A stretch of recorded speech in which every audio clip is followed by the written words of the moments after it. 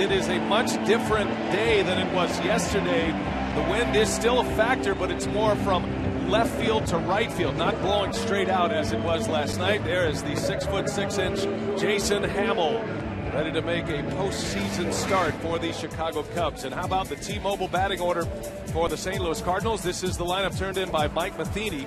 Jason Hayward has been his most consistent hitter this postseason. Got a nice hit streak going, had a 2-run home run in last night's game. And you'll notice Tony Cruz, as Matt mentioned, is in the lineup for Yadier Molina and batting 8th. That is a big story for the St. Louis Cardinals. And Eck, a big story for the Cubs.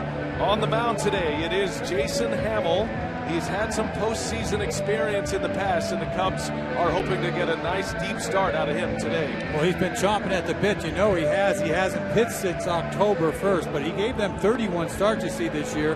A nice strikeout to walk ratio. I mean, guy's a control pitcher, even though he's 6'6". He said he's got some experience with Baltimore back in 2012, a couple nice games, but he's got to be on his game down, keep the ball down, and a slider. He throws breaking balls more to left-handed hitters, but they're looking for at least 5 innings from him, hopefully. And his catcher this afternoon will be Miguel Montero, their everyday catcher. No catching problems there for the Cubs. And the remainder of the defense remains the same with the exception of shortstop. As we told you, Addison Russell out of the lineup. Javier Baez had a rough time last night. They're hoping that he will relax and enjoy himself out there today at shortstop. Schwarber, Fowler, and Soler from left to right. Good outfield, good arms, all.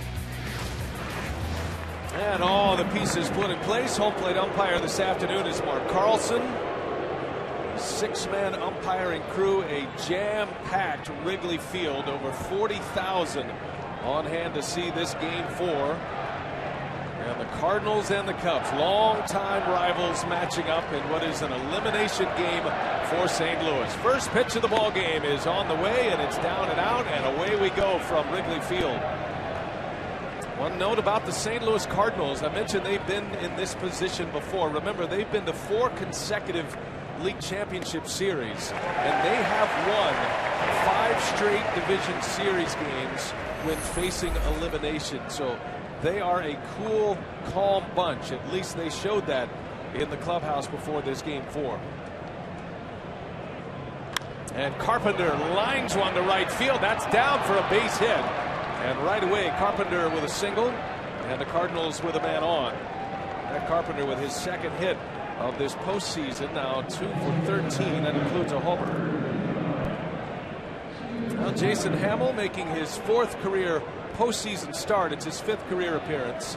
And let's take a look at the Chevrolet pitch tracks on Hamill. Well, as you see right there, it's kind of 50-50 with his fastball breaking ball. You have 2 different types of breaking balls, slider and then the curveball to a left-hander. But even though he's 6'6", he has a hard time keeping the ball down.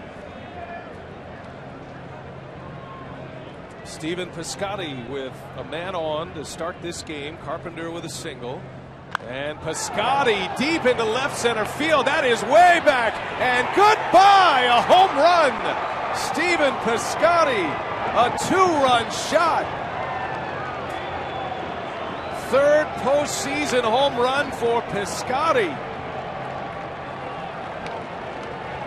Just like that, the St. Louis Cardinals up 2-0. That is a statement by the St. Louis Cardinals. Just quiets this crowd in an absolute heartbeat. Another fastball he left middle in, and Piscotty does not miss it. And the ball is flying out of the ballpark again today. Well, Piscotty has really put on a show. We've been talking a lot about the Cubs rookies. This guy has really struck the ball well. He's playing good at first base. What a start. And now Matt Holliday, and he's swinging away at the first pitch. He fouls it back. Boy, Piscotty now with 6 hits in this postseason already. He was 2 for 4 yesterday, hit a 2-run home run late in the game yesterday. And his 3rd home run of the postseason. All this talk about the Cubs rookies, and rightly so, and they've had a big impact on this series. But Piscotty is a rookie as well, and he has been the Cardinals' best power hitter so far in this postseason. And a fastball high from Hamill to Holliday. First innings have been a problem for Hamill all year. He's had allowed a .302 batting average in the first inning, and not counting today, in 31 starts he'd given up 23 runs. And a swing and a miss. Holiday strikes out Jason Hamill with a slider. It's a very important pitch for him. Well, Chris Maloney kind enough to wear a microphone for us. Let's hear what he thought on that home run by Piscotty.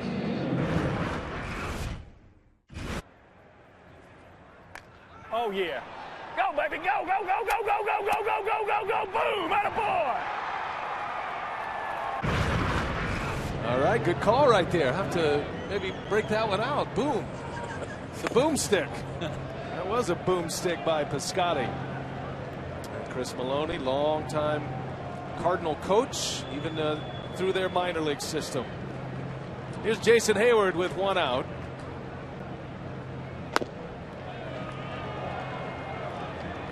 Hayward having a very good postseason and has good numbers against Hamill throughout his career. He is 4 for 12 so far in this series. Does have a home run. Hit that home run last night. Jake Arrieta. And against Jason Hamill, he is 9 for 18 lifetime. Jason's been hitting the ball the other way. Ball out over the plate. He just murders. Home run and a double the other way last night. And a high fastball misses from Hamill. 4 pitches into this game, Jason Hamill finds himself trailing 2-0. Leadoff single by Carpenter. Stephen Piscotty a 2-run homer if you're just tuning our way.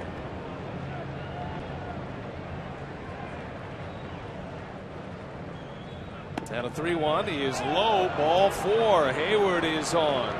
The third base runner in the first 4 faced.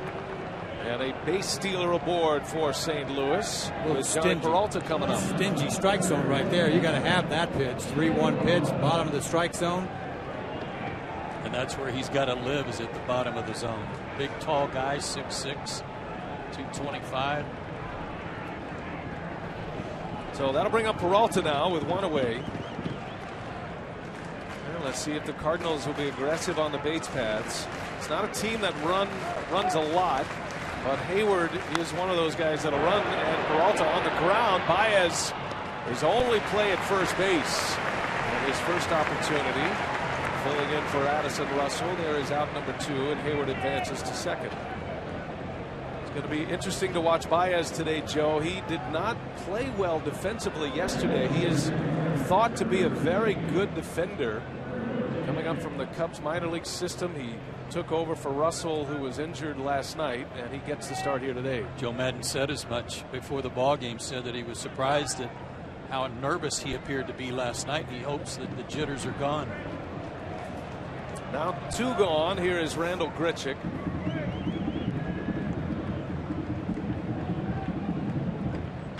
And Grichuk on the first pitch, right off the end of the bat, right to Fowler. And that will retire the side. But the St. Louis Cardinals come out banging quick. 4 pitches into it. A 2-run deficit for Hamill and the Cubs. Stephen Piscotty, his 3rd postseason homer.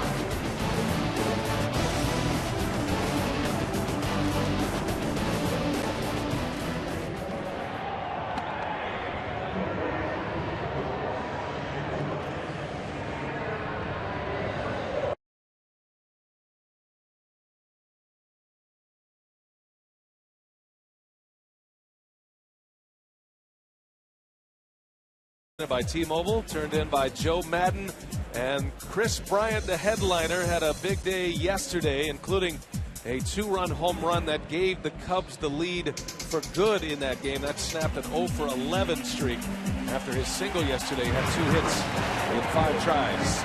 John Lackey is on the mound. Great postseason pedigree. This is his 20th career postseason start. Coming off a dazzling performance in Game 1 against the Cubs, and he's been good against the Cubs all year, especially in that Game 1 appearance. No-hitter he took into the 6th inning. Lackey staked to a 2-0 lead. Dexter Fowler leads off, the switch-hitting center fielder. Fowler 1 for 4 yesterday. He hit a home run. He was the 6th home run of the night for the Cubs last night. Pulled one into right field. Had a history-making night for the Chicago Cubs. No team has ever had 6 home runs in a single postseason game until the Cubs did it last night. And each of their top 6 hitters all had home runs. And Fowler, a high pop-up, shallow right field. Hayward's got a long way in. He'll call it, and he's got it for the first out. Jorge Soler back in the starting lineup once again, and why not? He's been great for Joe Madden. And he is in our Playmakers presented by Chrysler. There's a record as well, Major League record for reaching base safely. His first 9 postseason plate appearances, he has 4 hits and 5 walks, and is 4 for 4 in this series against the Cardinals, including another home run last night.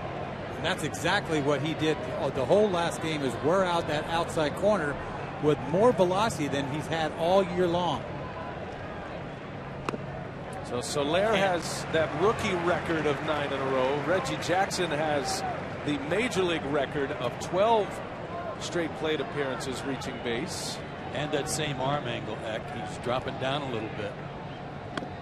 And he's found something there, is what he has. A little more velocity, and it's just that much tougher a right-handed hitter. You see the slider right there. But he's feeling good. You talk about a 2-run lead. You walk out to the mound. It's a beautiful thing. He got a 1-run lead in the first inning in St. Louis to work with. It started dealing. And that's all he needed in game 1. That was a 4-0 shutout win. Lackey combined with Segrist and Rosenthal in game 1.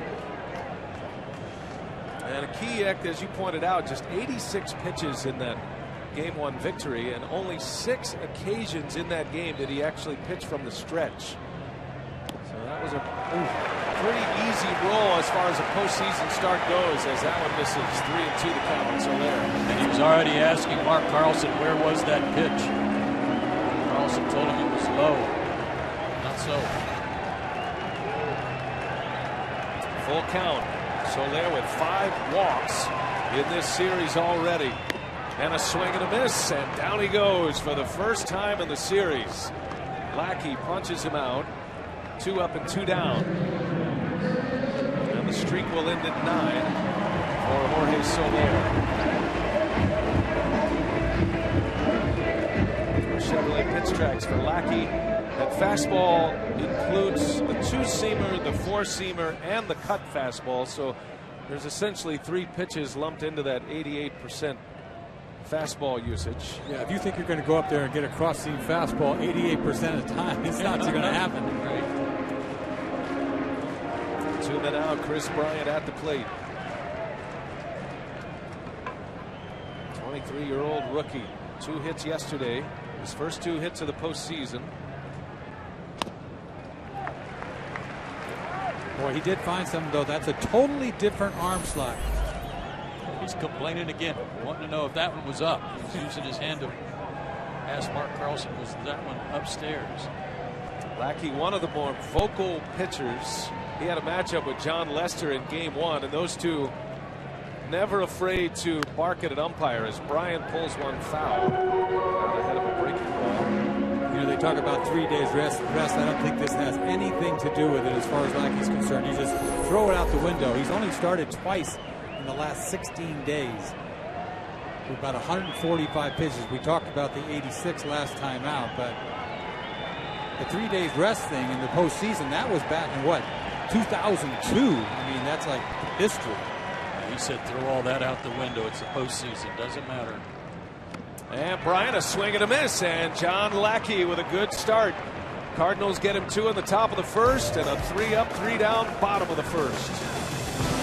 In Chicago, Illinois, and the shadows could play a factor here for the hitters. Tough to see, not so far for Stephen Piscotty anyway, with a 2-run home run to give the Cardinals the lead. And now Hamill back to work, facing Colton Wong.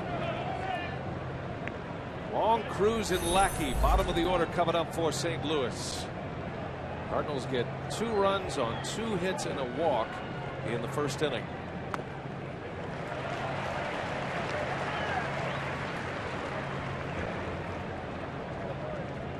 '33-year-old Jason Hamill First of a 2-year deal with the Cubs. He was with Chicago last year.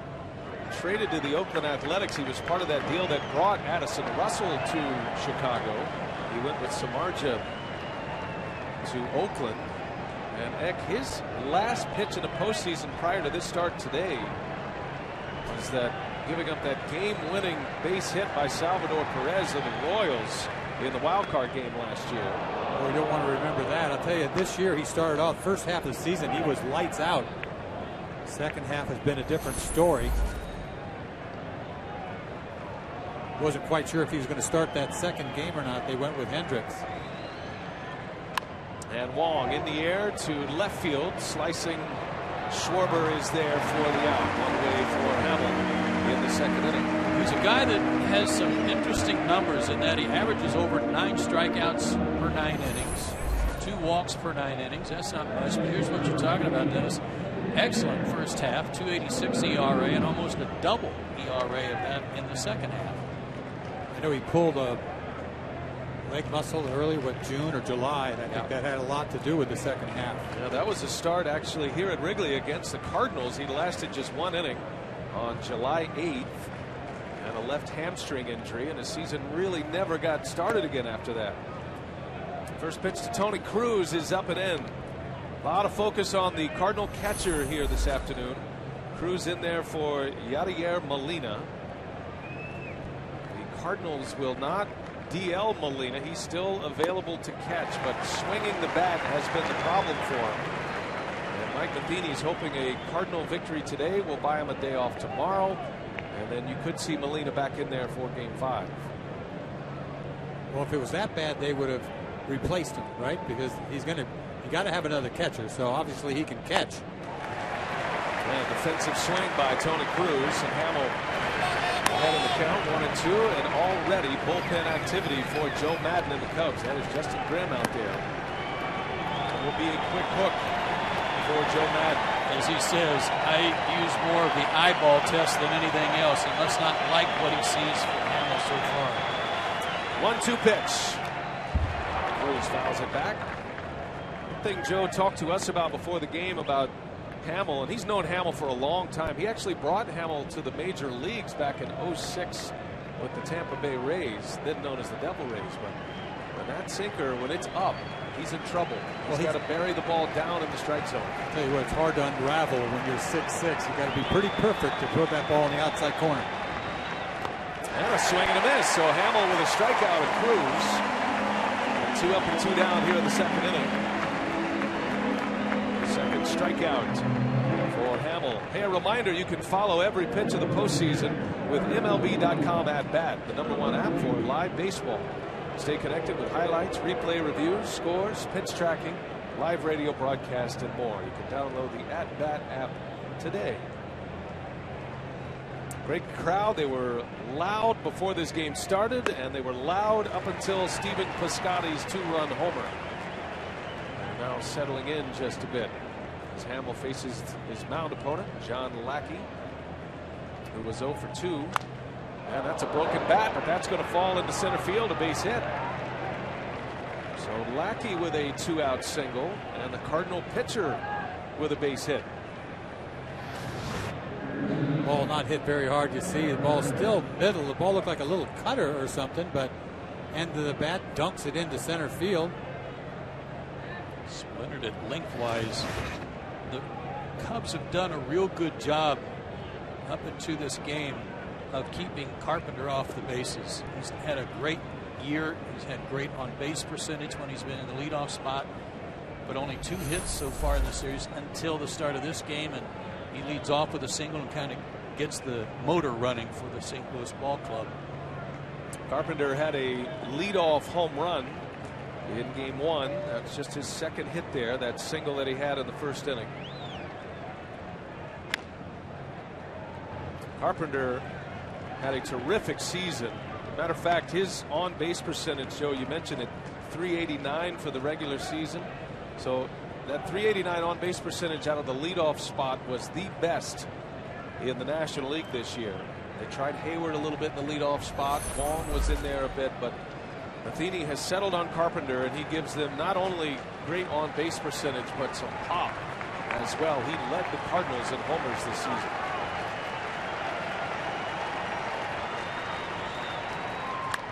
And that one's in the air. Center field. Easing back is Fowler with the glasses on. And that will retire the side. And they needed that for the Cubs. They scored a second.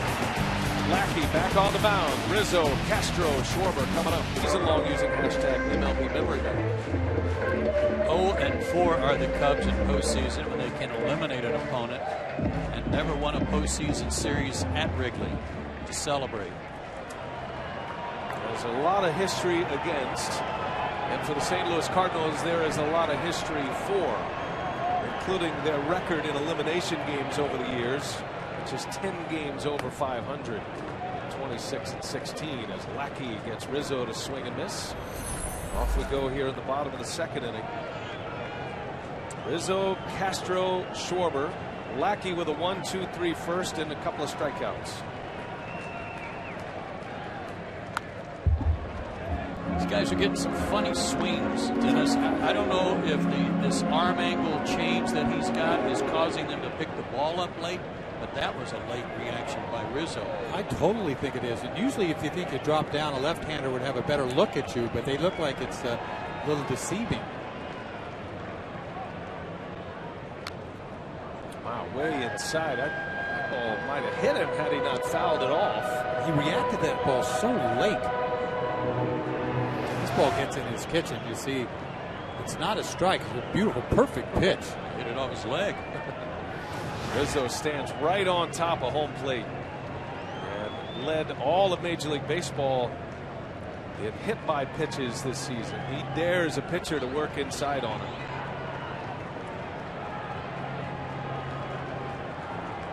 He's more off the plate right now than he normally is. Almost he backed up a couple inches.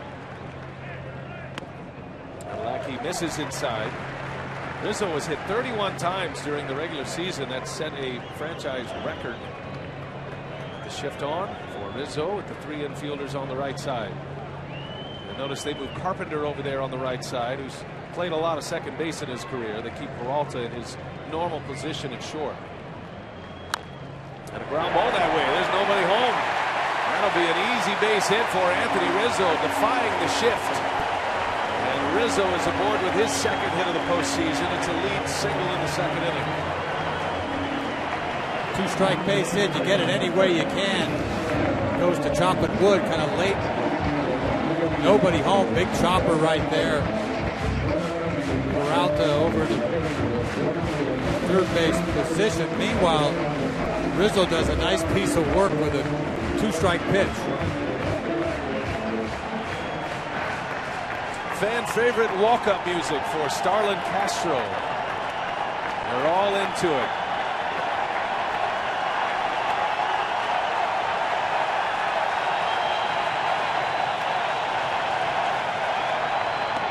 Inside, almost hit it.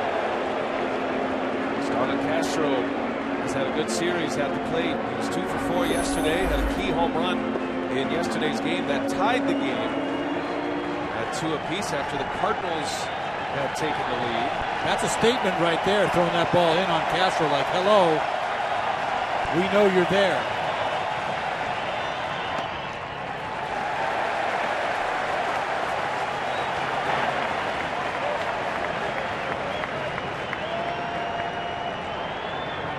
Yesterday, the Cardinals scored 2 runs in the top of the 4th inning off Arrieta, took a lead, and then Castro against Michael Wacha hammered one into the bleachers in left center to tie it.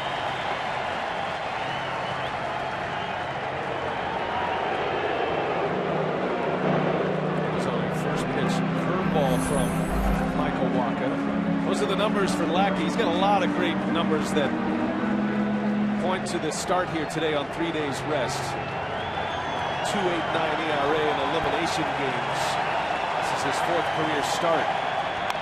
And a ground ball, backhanded Peralta from a knee, throw to second is in time. Johnny Peralta retires the lead man, Rizzo. Castro will reach on a fielder's choice.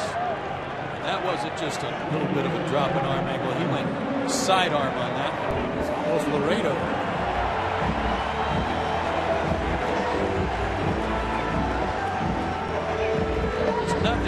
much he hasn't seen or done in the postseason. He's 36 years old, 13 years in the big leagues. He's been here before. It's been a decade since his last postseason start on 3 days rest. Got to go back to the 05 division series. He was pitching for the Angels then in a game against the Yankees. As Kyle Schwarber takes a strike. First time around the order, he throws a lot of fastballs. That's what he does. He'll change it up second time around, but I'd be proud of that 93, 94.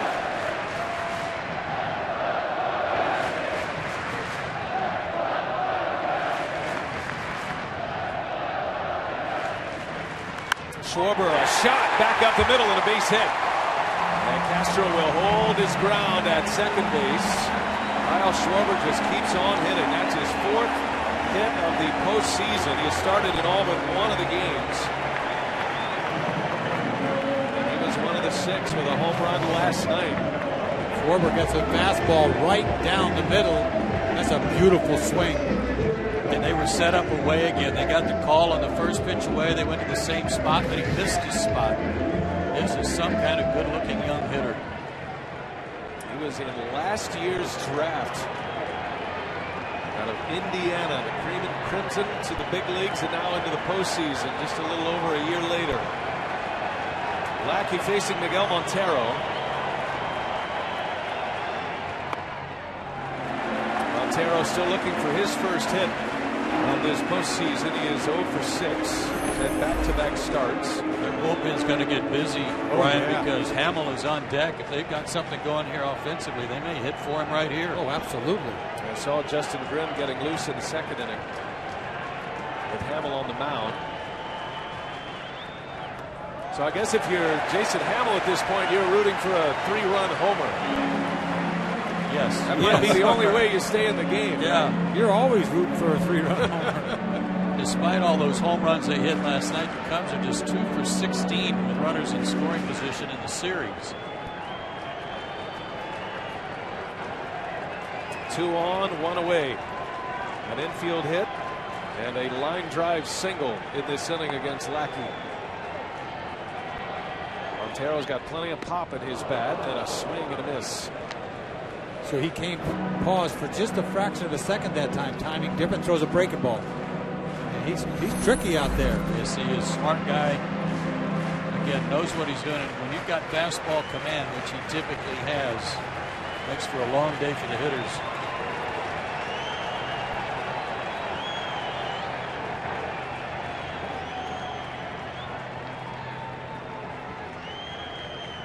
Two balls and a strike, and a quick release there by Lackey, misses down and away.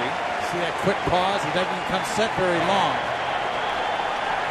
If you're trying to mess with the hitter's timing. Yeah, it's borderline ball. Yes.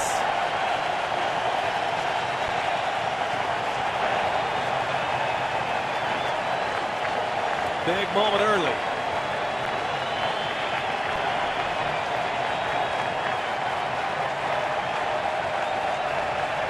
Hitters count for Montero and a swing and a foul. Once again, 3-1 breaking ball behind the count. Throws breaking stuff. Good swing. I always wonder about the timing and the rhythm with a new catcher in. And Yadier Molina is maybe the best that ever lived back there at that part of the game. The sequencing with the starting pitcher. See Cruz out to talk to Lackey. Lackey's the guy that wants to get going. He knows what he wants, and there's been a little hesitation between these pitches. And the first game in St. Louis was a fast game by postseason standards, and he just wants to get it back from the catcher and throw the next pitch. Molina will be heavily involved today with Cruz. You'll see him on the bench talking to his catching counterpart and talking with the manager, Mike Matheny. As a significant loss for St. Louis. Big pitch right here. Full count, 1 out. Cardinals are looking to turn 2 here. And Montero, a swing and a miss. John Lackey with a big K early. His 3rd strikeout goes right after him, and down goes Montero. After a couple of breaking balls when he was behind the count, that one looks like gas. You see that little 3/4 angle. Leaves it out over, but he upper swings this ball. Misses it badly. Overswung a little bit of an uppercut. Nice comeback from a 3-1 count. And the first decision for Joe Madden is a no decision. He is going to allow Hamill to stay in and bat. And Hamill off the end of the bat and a base hit. Into center field it goes. And this will bring a run home. Castro scores as Jason Hamill delivers. And the Cubs are on the board. Well, Hamill's burned him. I tell you, he burned him on that. I think he threw him a little cutter. That wasn't a fastball, a little cutter. Lackey's beside himself. Oh, yeah. Furious behind the plate, backing up. That will get your goat. I'll tell you what, when a pitcher does this, 2 outs, that's a breaking ball. Just left it right there. He's ready to snap. Wanted to throw a fastball, he said, didn't he? He threw a breaking ball. Yeah. He's yelling at him, maybe. Jason Hamill had 11 hits during the regular season this season and 4 runs batted in. Handles the bat pretty well, and he has delivered with a big one in the second inning of this one. Now it's Baez into right field, way back. Javier Baez, a 3-run home run. Wow. Wow. Whoa.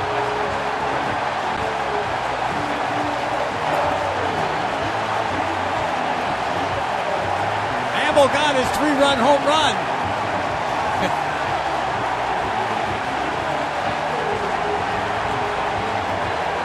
First pitch fastball, look out.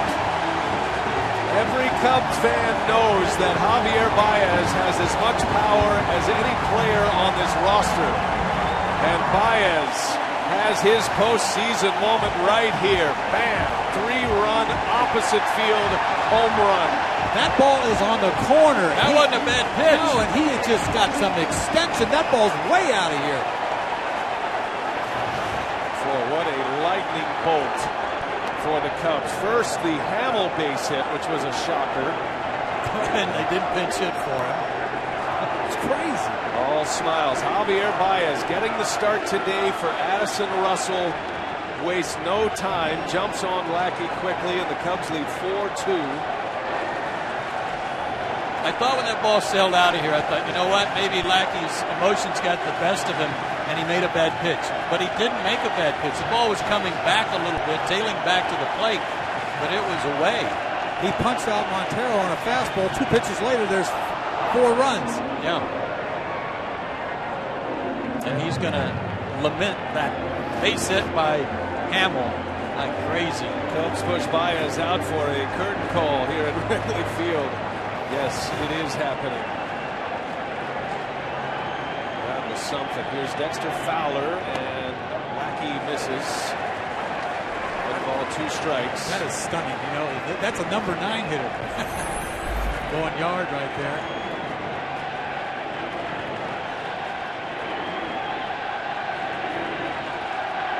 Started to get on Lackey.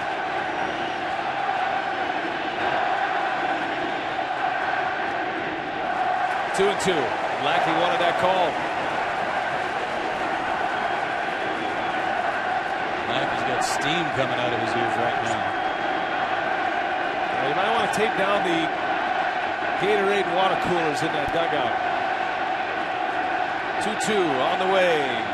Fowler a swing and a miss, and Lackey strikes him out and is snorting all the way to the dugout. What an inning. 2-out rally to the max. Jason Hamill with an RBI single. Javier Baez, 3-run jack. Cubs lead. A base hit off him. He threw him a breaking ball, sped up his bat. Steven Piscotty, who hit a 2-run homer in the first inning. That's where the anger started.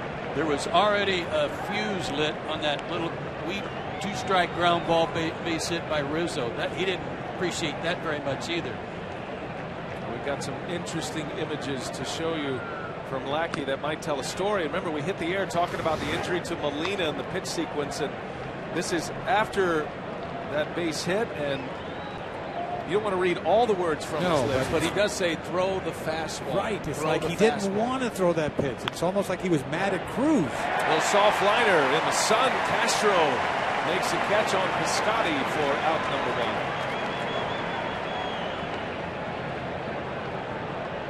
So the Chicago Cubs now, that Baez homer gives them 8 home runs, from 7 different players.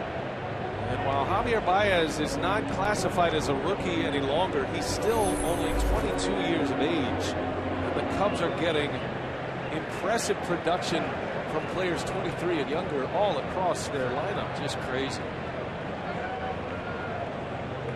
Matt Holliday now. And a strike in there from Hamill. That all went so fast. Think about Jason Hamill giving up 2 runs in the first 4 pitches of the game. And then in a 2-pitch swing by Lackey, there were 4 runs on the board for the Chicago Cubs.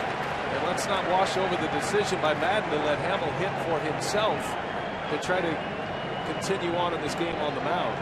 That set it all up. I'm sure he never expected a base hit and an RBI. Neither did Lackey. If Montero had reached base, there's no way Hamill would have hit. Right. He'd have been out of the game. So he took matters into his own hand, got a base hit, and Baez did his thing. Well, how many pitchers are up there hunting first pitch breaking balls, by the way? As Holliday fouls it off. I tell you what, he swung fastball and he threw him a breaking ball. I mean, I've run in as a hitter, pitcher. Yeah. I thought I hit a fastball and I come back to the dugout saying, it was a slider, it was a hanger. Is that what we call pitcher speed? Yes, exactly. Yes, pitcher's bat speed.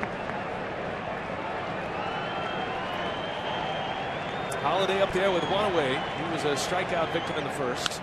And in the air to right field. Soler, that's a tough sun field today. Sunglasses on. Soler's got it for the out.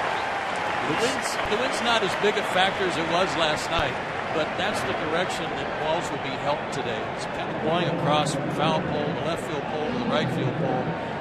And I'm not sure that Baez's ball was wind-aided. It was a rocket. And as the sun sets beyond the third base grandstand, it sets right on the right fielder. So those right fielders are going to need a lot of help today, especially in the next hour or so. Jason Hayward batting with 2 outs. Day baseball at Wrigley. Day postseason baseball at Wrigley is even more special. Still activity in the bullpen. Matt is not going to let this lead slip away easily. Justin Grin continues to throw. He's got a couple innings down there already. And a 2-0 to Hayward is in there for a strike. Jason's really swinging the bat well. We talked about it his first time up today. Drew a walk. But he is squaring up everything, especially anything middle away. Stands way off the plate. And Hamill crowds him. That's inside. Looks like a hitter-friendly strike zone to start. Home plate umpire Mark Carlson. Hamill is a pitcher who relies on the edges, much like Lackey. And a swing and a foul. Good hack by Hayward, but he was under it. And it's 3-2 now. Doesn't happen very often. You're on the mound. You got sun in your eyes. You're the only person with sun in your eyes.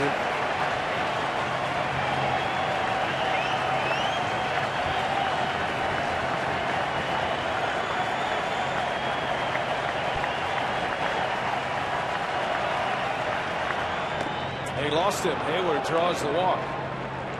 So back into the stretch goes Hamill. Jason Hayward is aboard. His second walk of the game. And Joe Madden's yelling at his pitching coach, Chris Bosio. Go have a chat with his starting pitcher. I wonder if a pitching coach says, what do you want me to say right here? Or what probably knows. What if you say you go? Why don't you go, Skip? I know if it were the Cardinals and the way John Lackey was feeling last inning, I'm not sure I'd want to go out. Chris Bosio, who once threw a no-hitter in the major leagues, is a member of the Mariners. Fine pitching coach for the Chicago Cubs. He's done a great job here, and he's the only coach that was a holdover when Nat took the job. Well, one of his philosophies is to pitch inside. Got to establish inside and make everything else work. And he drills and grooms these guys to that.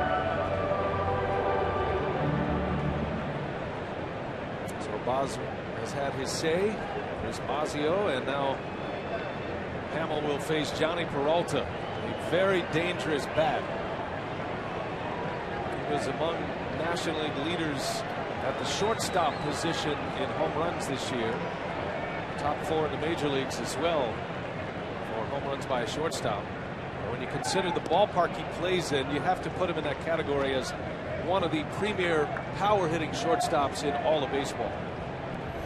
The pitcher friendly Busch Stadium in St. Louis. Peralta hit 17 this year.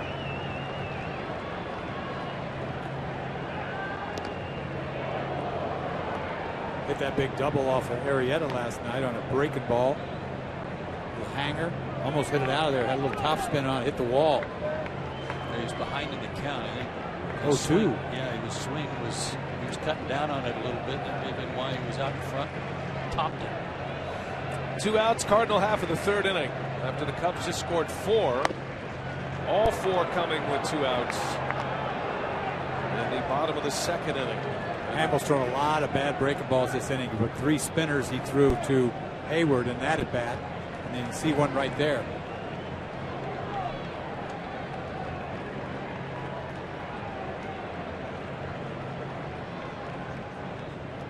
And a swing and a miss. Snap throw to first. Close play. Got him. Hayward is out. Montero cuts him down. And the inning ends at first base. The Cubs catch it with a pickoff. Jason Hayward out at first, and the Cardinals are retired in the 3rd.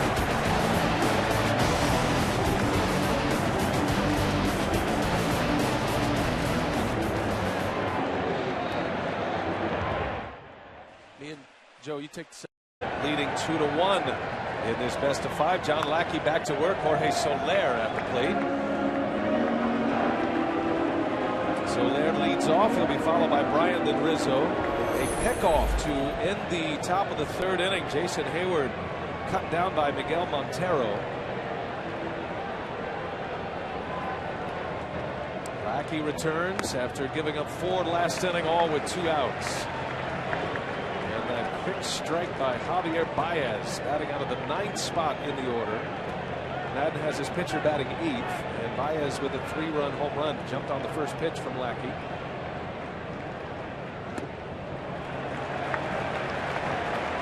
Soler has been very impressive with his command of the strike zone in this postseason. He has 5 walks already. Lackey did strike him out in the 1st inning. Got him to chase one.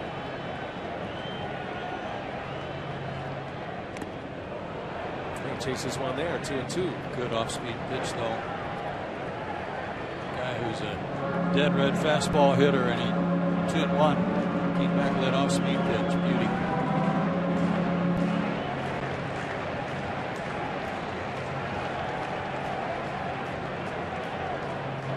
And now home plate umpire Mark Carlson is on his way out. I think somebody from the Cubs dugout is asking to see the ball. Lackey very calmly shows it to him. A little gamesmanship, perhaps.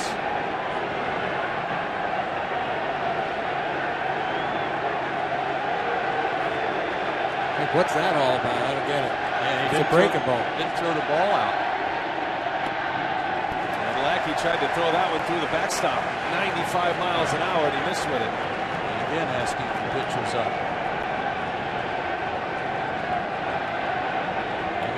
Just trying to get under his skin a little bit. Madden knows it well. Those two go way back. They were together that 0-2 World Series winning team with the Angels. Lackey's rookie year. Madden was the bench coach that season for Minnesota. Kind of plays right to the crowd. They've been yelling Lackey to end the last inning. And Soler will take the walk.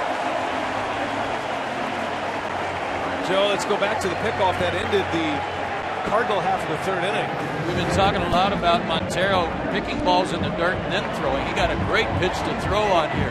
And one of the things about this play, great throw, number 1, but a left-handed first baseman who all he's got to do is just drop the glove right there on Jason Hayward for the out. If it's a right-handed first baseman. He may have to catch the ball and then reach back for the tag. Great throw. And it's followed up with a leadoff walk the next half inning. Now Bryant is at the plate. Cut to miss. Well, he just tied him up right there with a fastball.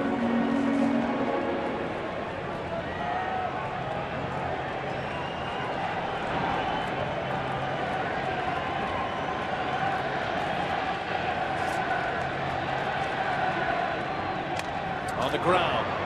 Carpenter, second base, out there, throw to first, and it's in time, a double play. John Lackey gets one around the horn, 5-4-3. Between innings, we had a chance to visit with Cardinal manager Mike Matheny. Watching John Lackey and no Yadier Molina today, what's the organization from the signals and the rhythm between catcher and pitcher, in your point? Well, Tony Cruz does a great job of figuring out the plan, and he and Yadi spend a lot of time talking about each individual pitcher and what they're going to need. So it's not necessarily an issue of communication there. You have an infield single that gets things started, and then a ball up and away that ends up costing him with a home run. Mike, this is Joe. If needed, is your bullpen all ready today? Yeah, everybody available? We're locked and loaded. Overall, John's making some really good pitches, though. You got a pitcher, a slider up to the pitcher, cost him a run. Once again, not a lot of mistakes, but the ones that he's made so far, they've really made him pay. And our thanks to Mike Matheny. What's your assessment of those comments, Zach? I think it's perfect. He defends the pitcher, infield hit, makes a bad mistake to the pitcher with the slider, and then a ball out of the ballpark, up out over the plate. I mean, my goodness. It happened so quickly. But he is throwing the ball good. I mean, I think he's throwing the ball as good as we've seen him in last time out. Good life on it. Locating it. Just got a double play off the bat of Chris Bryant, so he faces Rizzo here with the bases empty. He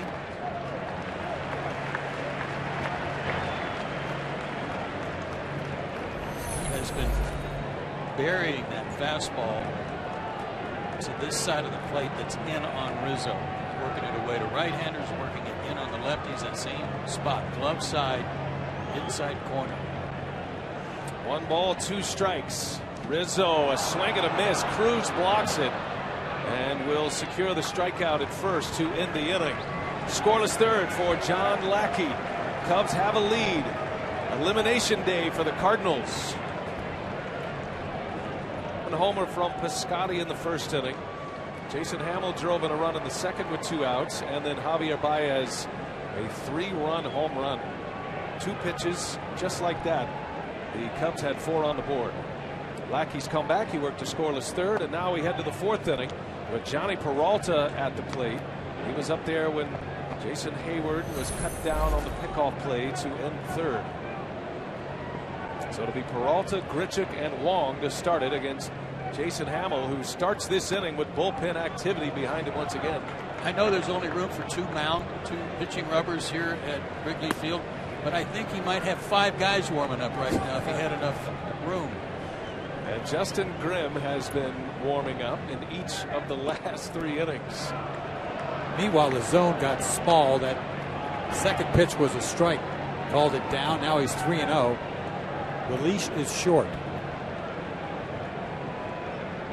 Peralta grounded to short in the first inning. And Hamill issues the walk. So Peralta will reach. Between innings, we had a chance to hear from Joe Madden, who is on his way out to make a pitching change here. And we'll let you hear his thoughts. But he's going to make a change. And he's asking for the right-hander, Justin Grimm, with Grichuk coming up. So yes, indeed, the leash is short. And we have a pitching change in inning number 4. Grimm finally gets into the game. So it will be Justin Grimm, who emerged as a late inning reliever for the Cubs this season. And here he is working in the 4th. So he becomes the get out of trouble early guy for Joe Madden here in game 4. 62 appearances during the regular season. He's got Randall Grichuk at the plate. And strike 1 in there. First appearance for Grimm in this series. He was more of a go-to guy for Madden earlier in the season. I mean, most of the season up until the last month.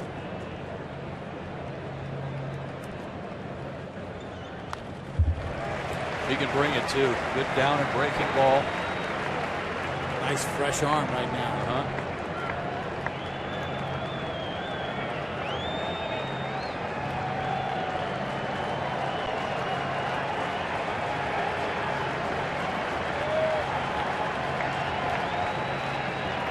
Grichuk flew out to center to end the first inning.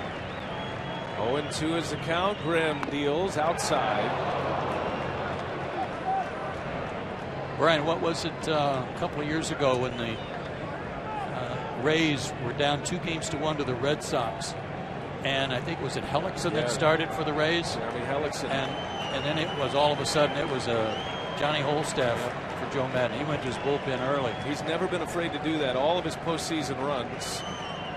As Grichuk on the ground, third base, and Bryant drops the baseball. Trying to make a throw too fast. And Bryant with a boot here. 2 on with nobody out. They certainly would have gotten the lead out at second. Unlikely they would have been able to turn 2 with Grichuk's speed, but there was certainly an out there for him. If weak contact, you get a ground ball, at least you're going to get a force out. I think he looked up a little bit, trying to throw the ball to second base. Just absolutely muffed this ball. Cardinals had more come from behind wins than anybody in the National League, 44 of them. So an error here sets up first and second with nobody out for Colton Wong, who shows bunt. And able to take a ball. Did he go? They said he did not. Wong did not bunt through it, according to the third base umpire on the appeal. 1 ball, no strikes on Colton Wong. And don't forget that last night, despite the 6 home runs by the Cubs, the Cardinals got within 2 in the 9th inning and had the middle of their order up. Wong not bunting this time, takes a strike. And on the outer edge, 1-1 the count. Jose Oquendo, the Cardinal third base coach, going through the signs. Giving up an out to get to the bottom of the order. You got somebody warming up the bullpen, Wainwright.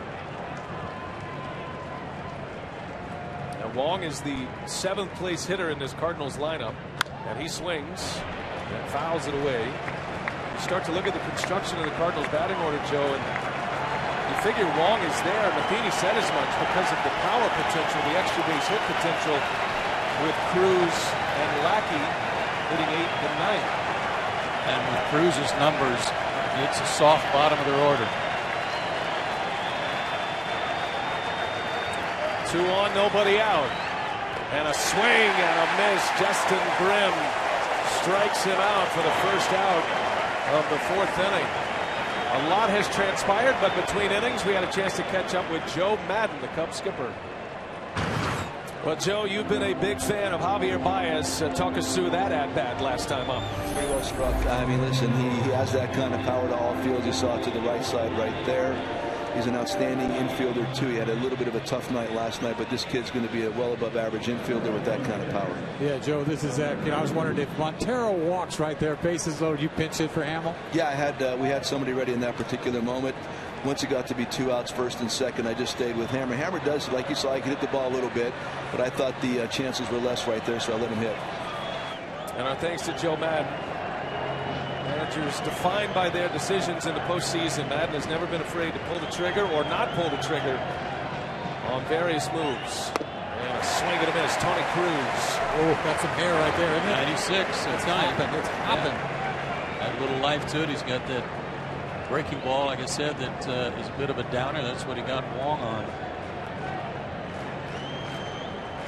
Now Justin Grimm, a strikeout for his first out in relief of Hamill. Mike Matheny's got the wheels in motion here in the 4th inning as well. And Cruz upstairs on a 96-mile-an-hour fastball, and it's 0-2. Adam Wainwright is in the bullpen. Lackey's spot is due next, and Matheny has Tommy Pham on deck. Look, it's obvious that the Cardinals need Cruz to catch the ball. They need him to call a good game, be a good receiver. They don't expect a lot of offense, but it's times like these when you've got a guy in runner in scoring position, they sure could use a base hit out of him. 2 on, nobody out. Grimm has him down 0-2, and Cruz takes a ball. fastball again. That was his best bullet yet at 97. I'll tell you what, this has been a tight zone. I mean, I want everything. I know that ball's borderline. I got to have that. I think it nicks the corner. Yeah. Graham open for the double play that would end the inning here.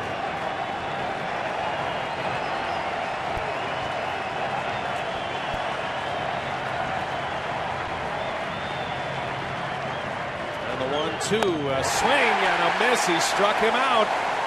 He kept it upstairs. Another fastball, back-to-back Ks for Justin Grimm. 2 outs here in the 4th. I know he's got a breaking ball that could induce a double play, but right now he's just letting it go. You got a guy like Cruz that's swinging through it so late. Why give him a chance with anything else? He should be out of this inning. And now Chris Basio's on his way out. This might be just a scouting report visit for Basio, as Tommy Pham has been announced as the pinch hitter. So that's the end of the day for John Lackey. Lackey coming back on 3 days rest. And in a 2-pitch span, 4 runs on the board in the 2nd inning. And it's going to be a short start for him here in Game 4. I don't think it had anything to do with 3 days rest, believe me. No, I don't either.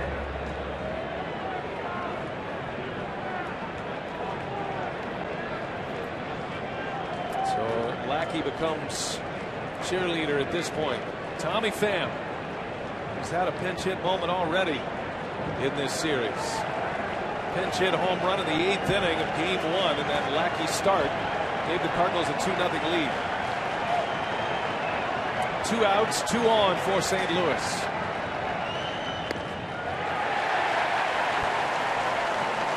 Open up the strike zone there. That looked a little wide.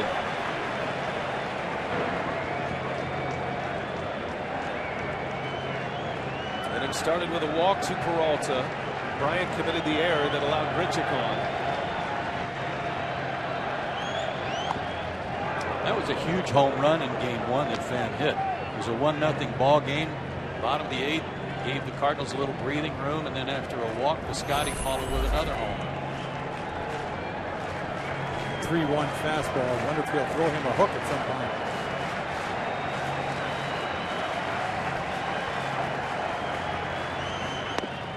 And a strike. Ooh, what a high strike. Tommy Pham rightfully upset, and Mike Matheny is giving Mark Carlson an earful behind home plate. One was a ball, one's a strike. Yeah. A high strike. That's been the go-to pitch for Grimm. He's got a hammer for you, though, too. 2 on, 2 out. Back-to-back strikeouts. Grimm deals, and a swing and a miss. Justin Grimm strikes out 3 straight. Inning over. Cardinals had 2 on, nobody out. Cannot score. Grimm with 3 punt action on Thursday, all if necessary. Adam Wainwright is on the mound. He's pitching in his 3rd consecutive game of this National League Division Series. He's gone an inning and 2/3 in the first 2, and he'll take over for John Lackey. And this is the first time he's worked in back-to-back days since he came back. Last night got burned on a first pitch fastball. Look for him to set up that breaking ball, set up the hitters with an early breaking ball or 2. Starting Castro, always ready to swing at the first pitch. Gets an off-speed pitch. After you give up a home run like that first pitch, you kidding me? I'm not doing that again. Wainwright gave up 3 hits and a run last night.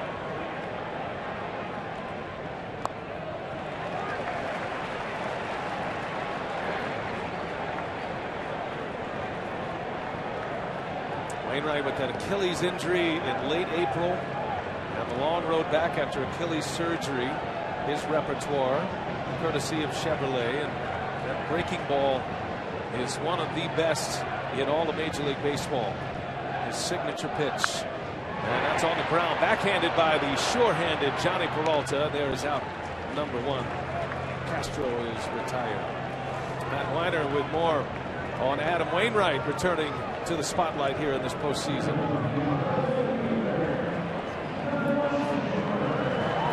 VA. He ruptured that Achilles back in April. And I asked him the other day why he promised to come back this season. It's normally a 10 to 12 month injury. He said, why not go for great? And if you fall short, so be it.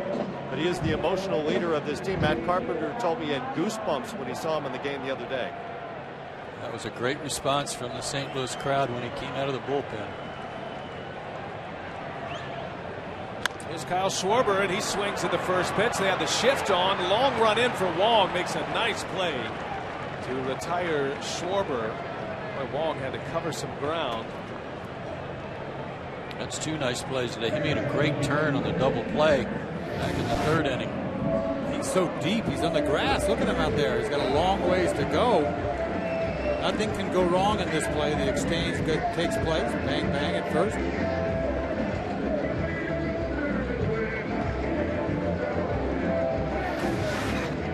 That's the guy you're used to seeing play second base for the Cardinals, not the guy that was bobbling those balls earlier in this series. He has made some highlight reel plays already, but did have a couple of miscues in that Game 2 Cardinal loss. Cubs scoring 5 runs in the second inning of that game. So here is Montero. Still hitless in the series, but had a pickoff a moment ago. He's made his presence felt defensively. Montero now 0 for 7 thus far. There's a shot back up the middle. Peralta ranging over. He's got it. And a low throw dug out by Piscotty.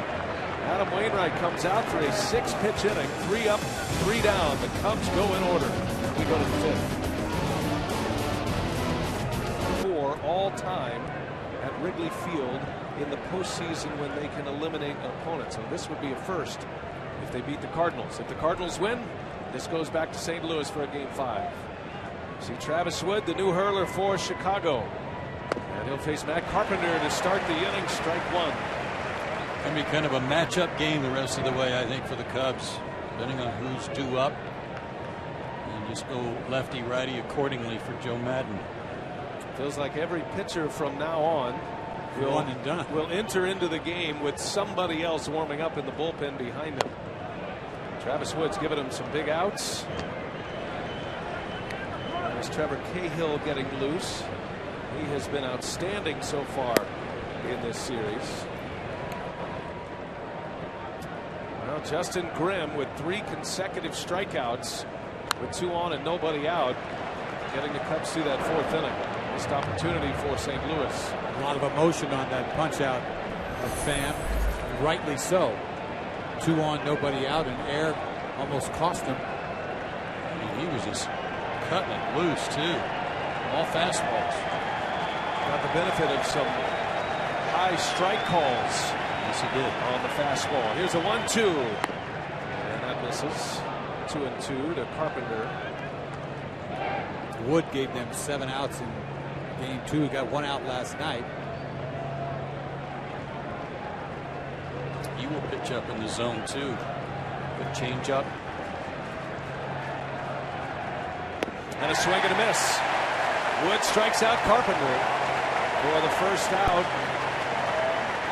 of this 5th inning. Last 4 outs have been via the strikeout. Piscotty coming up. StatCast is powered by Amazon Web Services, and this is the first inning home run by Stephen Piscotty. Exit velocity 109. That is extremely hot coming off the bat. Bomb out of here, almost out of the gates. That was the 4th pitch of the ball game. Tell you what, he goes up there hacking first pitch, because 9th inning last night he hit that first pitch off Rondon into the right field bleachers. First pitch tonight, gone center field. Strong, wiry power. You know, he's not real big. He's tall and he's strong, but he's not huge. He might still put on a little weight, get a little stronger even. One of the things I've noticed about the Cardinals hitters when I've watched this series is how many of these guys keep their top hand on the bat. They don't have the top hand flying off like a lot of people. Shortens their arc a little bit. Top hand a little more emphasis on the top hand for these guys. Wood deals an 0-2, and Piscotty just got a piece. Foul ball. Fouled off a good changeup right there. Boy, you make a pitch like that, you want an out. You don't want to have to try to make that same pitch again, is why. You almost want weak contact. He could swing and miss. That's cool, too.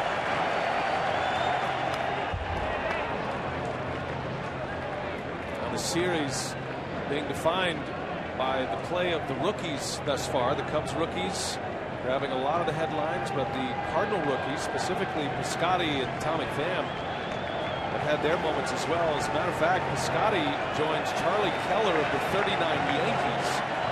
He's the only rookie with 3 homers in his first 4 postseason games. Got a piece of another one, just barely. And he's staying alive in an 0-2 count. And to think about how he withstood that collision in left field in Pittsburgh just about 10 days ago or so. Got knocked down last night, down by the Cardinals bullpen when Long took his legs out from under him. He's been through the mill physically, and he's still pulling. Another 0-2 in the air, slicing, heading toward the seats. And Piscotty once again fighting off an 0-2 pitch. The Stanford Cardinal to the St. Louis Cardinals. Stephen Piscotty. He was a first-round draft pick. It looked like his career was stalling a little bit. Made it to AAA last season. That's his chance in the big leagues this season with the injuries to Adams and Holiday, and he has made the most of it. Another 0-2, and down he goes. That's a changeup from Wood. And a strikeout on Piscotty. Back-to-back Ks. The secret is to throw the ball in the dirt. He can't hit that one. See that 3-finger grip, little turn me over changeup. Nasty. Beauty. 6 foul balls to start the at-bat, and then a swing and a miss and a changeup to end it. And the last 5 outs for the Cardinal hitters have resulted in strikeouts. And Matt Holiday takes the ball inside.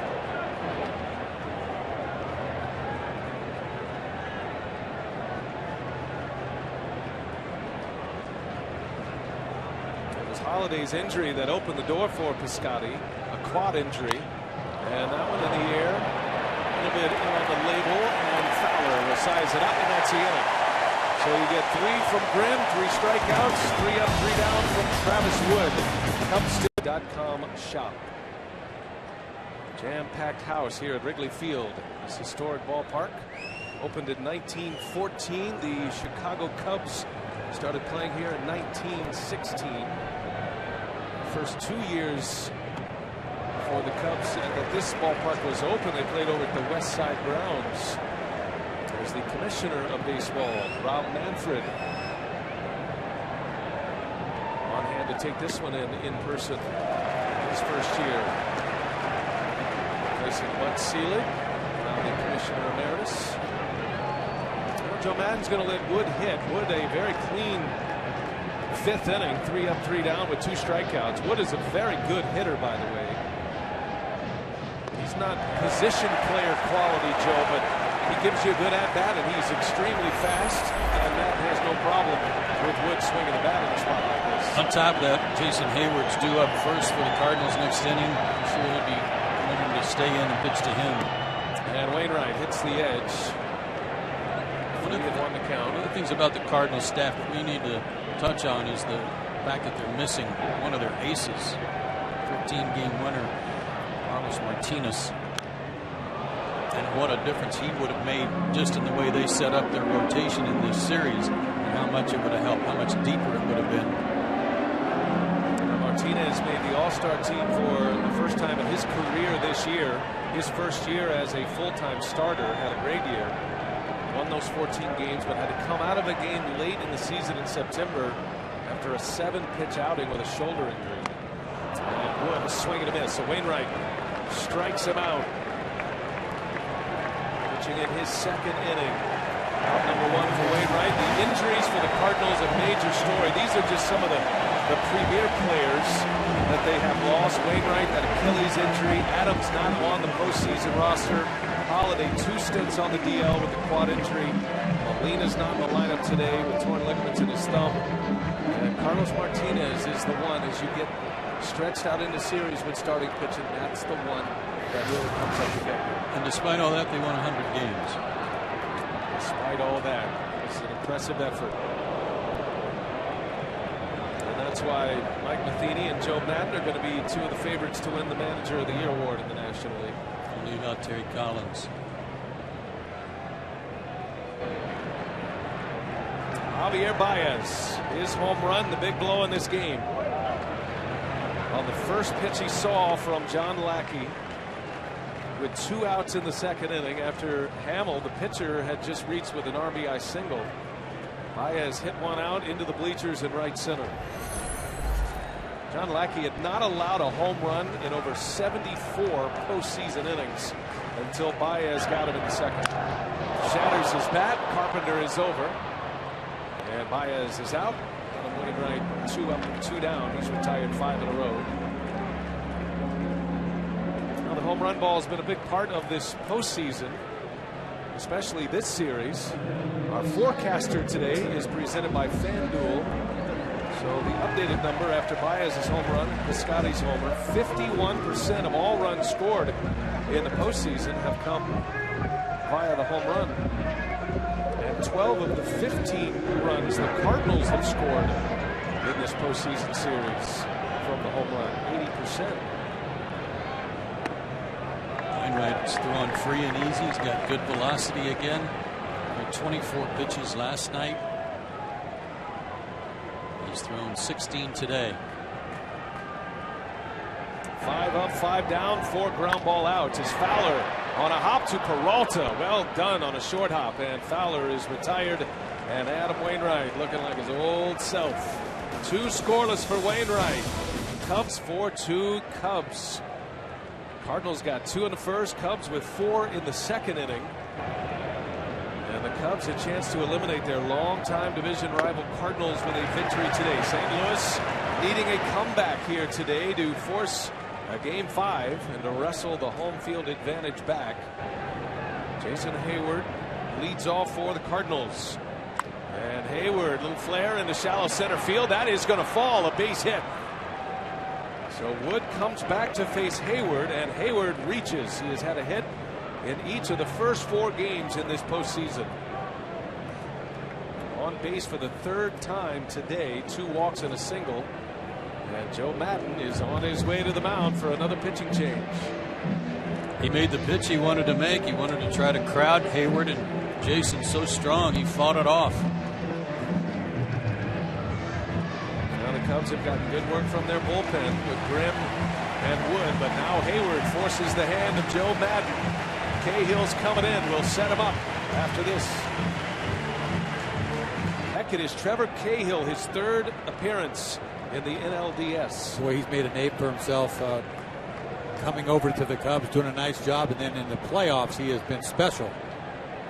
Inning in 2/3, punched out 4 guys. He's just had velocity, ball sinking, little change-up curveball. He's the guy they went out there when they need a double play ball. And Johnny Peralta at the plate, waves and misses. A breaking ball from Cahill. He has had some bad swings off of him too. Peralta grounded into 23 double plays this year. That was second to Yunel Escobar, who hit into 24. Now that's one side of the ledger for him. The other side is the 17 home runs he hit. And a long ball here would tie this game. He brings a lot of pop and slugging percentage. He had a double last night. That's why in a game like this, anybody that reaches, when you bring the tying run to the plate, everything's on the line. You've got to make pitches. You're thinking sinker, ground ball, double play. We've seen 2 breaking balls so far. Hayward at first. Peralta takes a ball down and away. Works the count in his favor now, 2-1. Cubs starter Jason Hamill went 3+. Justin Grimm came on After an error to the first batter faced, he then struck out the next 3 hitters in the 4th inning to get out of the inning. The Cardinals stranding 2 and stranding a runner in scoring position. And 2 on, nobody out.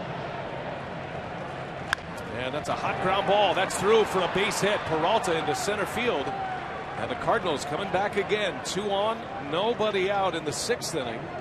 As Johnny Peralta, with his 2nd hit of the postseason, on base for the 2nd time. Peralta finally got that sinker, and he was looking for it in that at bat. He hit it right back up the middle. It almost looked like Cahill said, "I'll just let this go by." He thought somebody might be playing him up the middle. But it was sharply hit, probably right by him. Well, it was smart hitting on Peralta's part to not try to pull the ball. If he tries to pull it, he might roll over the top of it.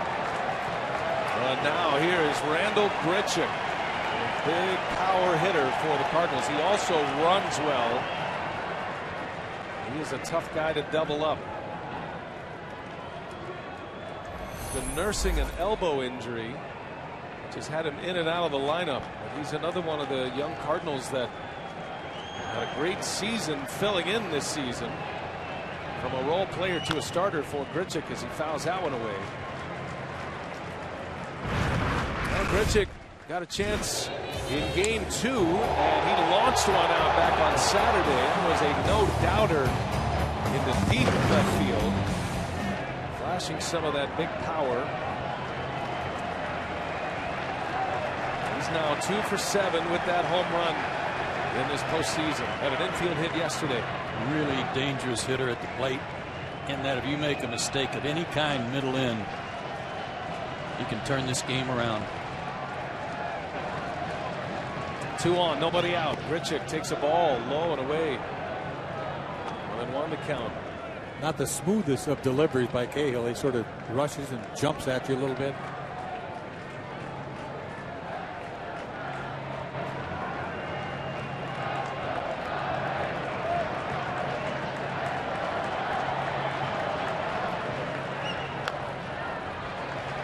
That'll push it to 1-2 now. Cardinals feel like Grichuk has 30 home run potential. He hit 17 this year, and he missed 2 months with an elbow injury. Yeah, I believe that. He's got a lot of pop. Big pitch coming for Cahill. Hayward at second with great speed. Peralta at first. Cahill misses away. Back to the fastball. He's throwing hard. That's the one thing about Trevor Cahill. As a reliever, his fastball is up maybe 3-4 miles an hour. You saw him yank that ball right there. He's trying to get more. You know, it's like I've never seen him throw this hard.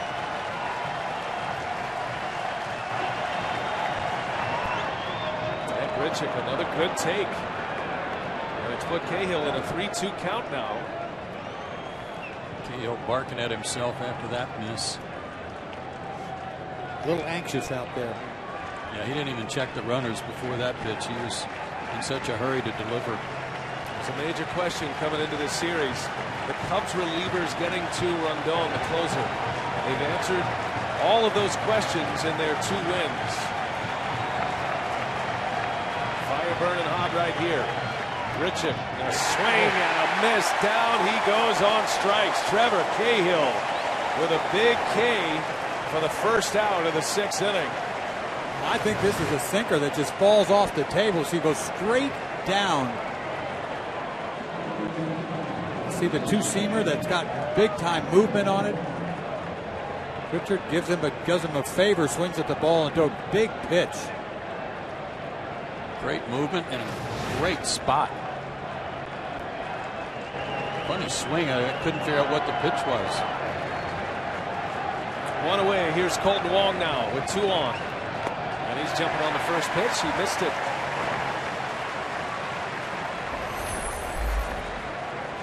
The Chicago bullpen at this point has faced 10 batters, and they have 6 strikeouts. Well, think about it. 4th inning, 1st and 2nd, nobody out. 3 straight strikeouts. 1st and 2nd this inning, nobody out. And the first batter strikes out. Yeah, 4 to 6 Ks with a runner in scoring position. That was such a big pitch. A pitch in the dirt, ball 4, bases loaded. What a swing pitch. Wong is 0 for 2. And a swing and a foul. No balls and 2 strikes. He's got it going both ways, breaking ball down and in, sinker down and away. But again, this is a part of the lineup where after Wong, you've got Cruz, and the Cardinals are kind of backed into a corner. They can't pitch hit for Cruz even if they wanted to. I guess they could and have Molina catch the rest of the way, but you don't know what kind of shape his thumb's in. 0-2 to Wong. Cahill deals, and down he goes. He struck him out. Base occupied at first. No chance to advance. Back-to-back Ks, and now 2 gone here in the 6th inning. Wong did the same thing this at-bat that he did last. He can't lay off of that breaking ball in the dirt. You see him a little tight curveball. Look at that thing going down out of the strike zone, swings over the top, not even close. Big punch out once again. Nice block by Montero as well. So again, they needed Cruz to try to help him out offensively in the 4th inning. He's here again with 2 out and 2 on. A lot of strikeouts for the Cubs pitchers in the series. Arrieta had 9 yesterday. They led the league in that category. Tony Cruz. 2 on, 2 out. Well, what a big spot for Tony Cruz if he could deliver. Seems like so often in the postseason, it's those ancillary characters that come up with the big moments, the big hits. Yadier Molina unable to start today. Cruz is in there. He gets his chance in the postseason. He's been playing a lot down the stretch. He started 12 of the last 13 games for the Cardinals. A chopper foul. Last time up, couldn't lay off the high fastball. There he gets a pitch to hit. These are the spots where the postseason heroes are made. Yeah. You know, a guy that's not even supposed to be playing 200 season average, not counting on him to do anything on offense, swinging the bat, and he's got an opportunity here to make a name for himself. They need him to come through. 3 at-bats this postseason, 3 strikeouts.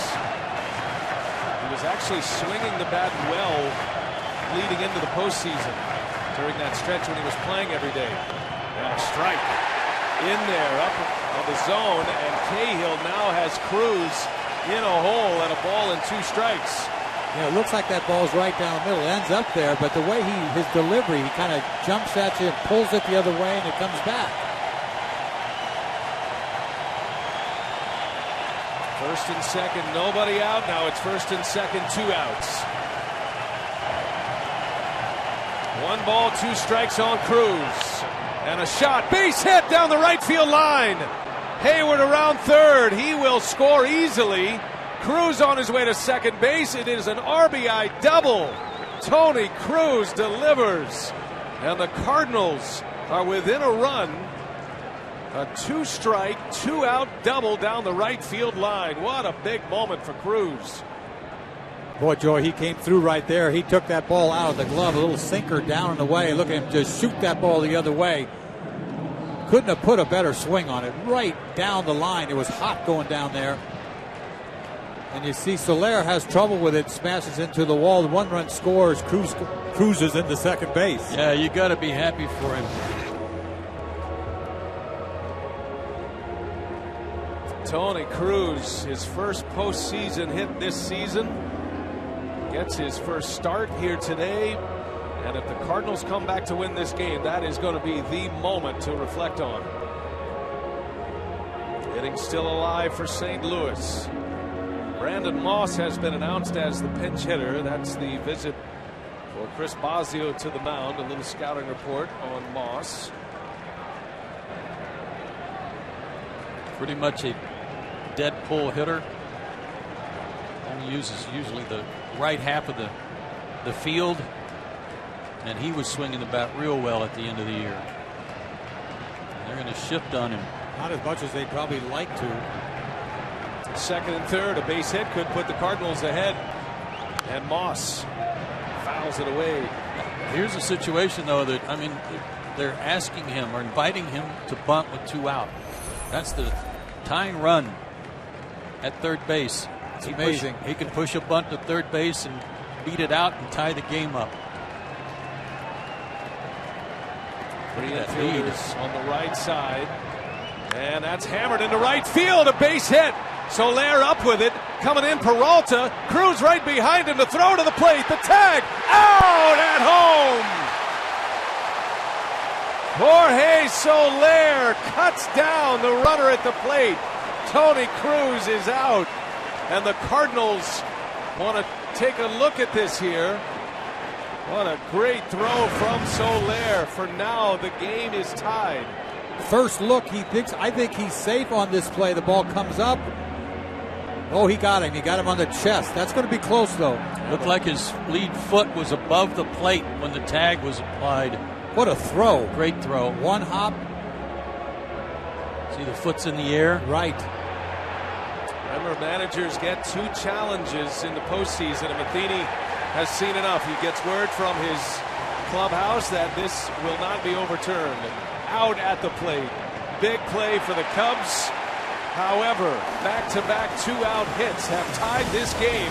We're even at 4 in Game 4. The home plate umpire, Mark Carlson. What a throw by the guy that's standing at the plate. Jorge Soler on the 9-2 putout to end the inning. Now facing Kevin Segrist as Matheny goes back to his bullpen. 2 big hits by the Cardinals. Brandon Moss and Tony Cruz with 2-out run-producing hits to tie this game. When they needed them most. We talked before about how Seacrest has those reverse splits. Faces right-hand, better facing right-handed hitters. Gave up a home run to a left-handed hitter earlier in the series. Yeah, Rizzo last night.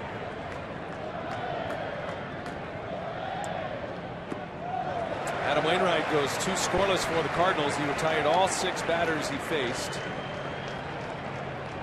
It was Soler who got Wainwright yesterday. Soler, one of the 6 Cubs to homer in last night's victory. And he's hit 2 in this series. Look out. Segrist up and in. Soler backs out of there. 3-1 to count. Boy, that'll get your attention. Yes, it will.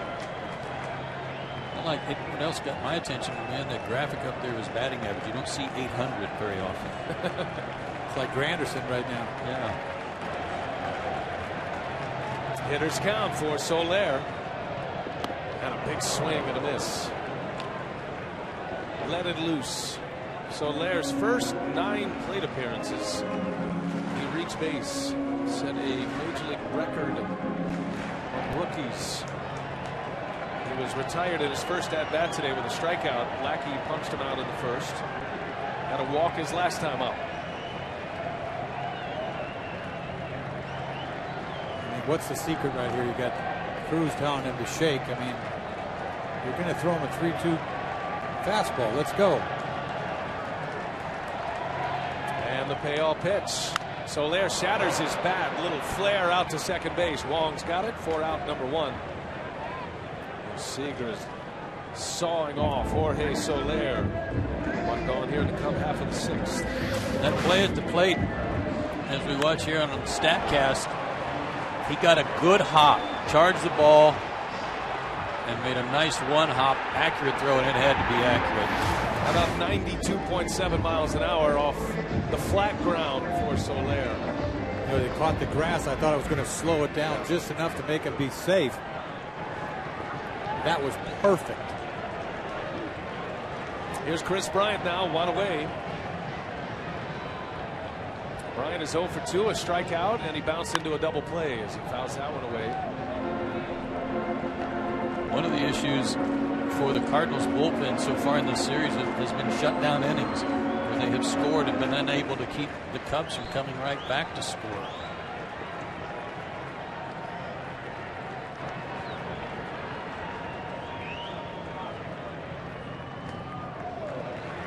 Now the Cardinals jumped out early today. They got a 2-run homer from Piscotty in the first. Cubs scored all 4 of their runs with 2 outs in the second inning. Jason Hamill, an RBI, and then Javier Baez, a 3-run homer. And then the Cardinals, the 2 2-out RBI hits. That one's high in the air, center field. Did he get it? Way back there, but not far enough. Grichuk hauls it in for the out. Chris Bryant, a narrow miss. Maybe yesterday that goes out, but not tonight.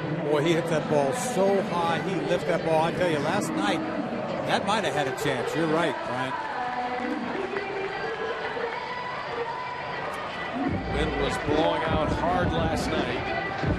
Very little wind to speak of right now. Any wind at all is blowing from the left field pole to the right field pole. So it's a long out for Bryant. 2 up and 2 down for Segras. And here is Rizzo.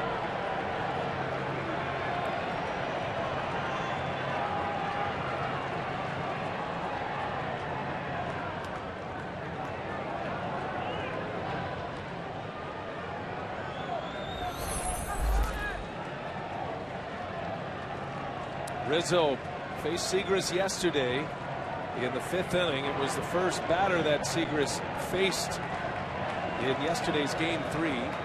Got him into a 2-strike count, and then Rizzo launched one out of here. There's a swing and a foul on the count to 0-2. This was the home run last night. Back-to-back homers, as it turned out, from Bryant and Rizzo. And there was no doubt about that one. Well, that was short and to the ball. Boom. Choked up on the back. Probably like he's going to be right here. Came on a 2-strike pitch. Segras has him 0-2. And Rizzo deep into right field. Way back. She's gone. Anthony Rizzo does it again. The Cubs take the lead.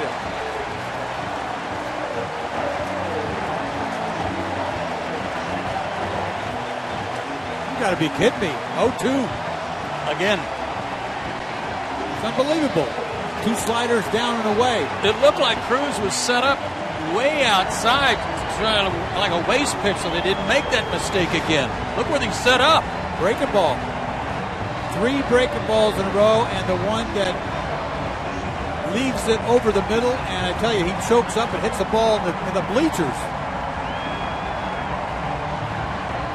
That was a really bad miss on location when the catcher is set up a foot off the plate outside. It's amazing. Left-handed hitters give him problems. Yeah.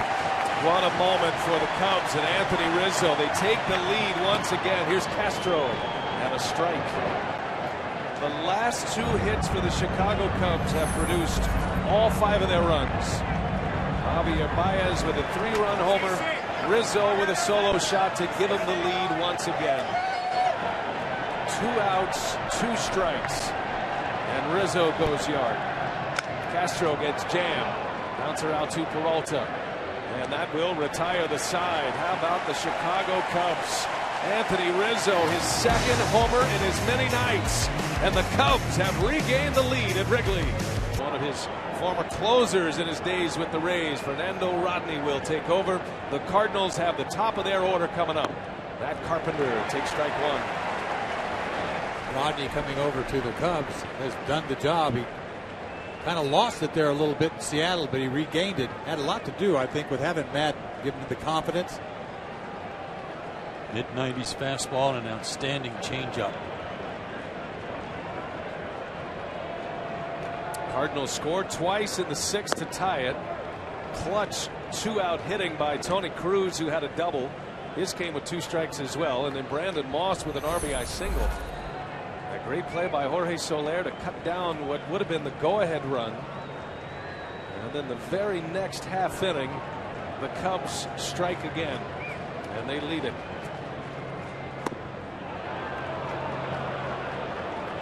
Talk about it, Joe. The shutdown innings that came out of your mouth, and the next thing you know, it didn't happen. Now this is exactly what the Cubs need to do right here.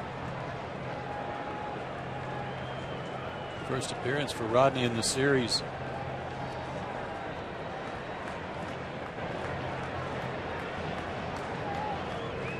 And a swing and a miss. Carpenter with a big cut.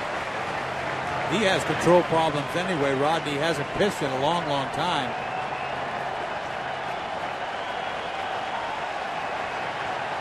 It was a late August trade that allowed the Cubs to acquire Rodney from the Mariners.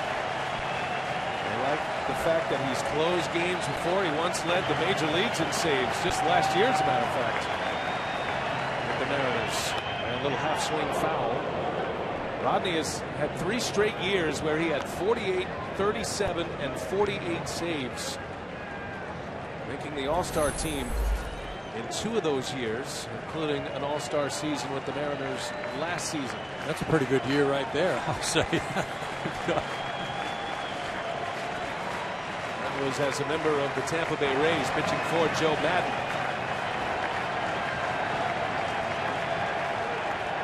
And a swing and a miss. There's that change. A strikeout for Rodney, out number 1 here in the 7th. Let's go back to that home run, guys. And again, I think it bears repeating this video. Look where Cruz is set up. They remembered what happened last night. Segrist remembers, and look at Cruz's reaction. They were just trying to waste a pitch, and he made a mistake with a breaking ball. And Rizzo delivers once again. Piscotty now. Ball 1 from Rodney. This guy, Rodney, has got a devastating changeup when he's got it working.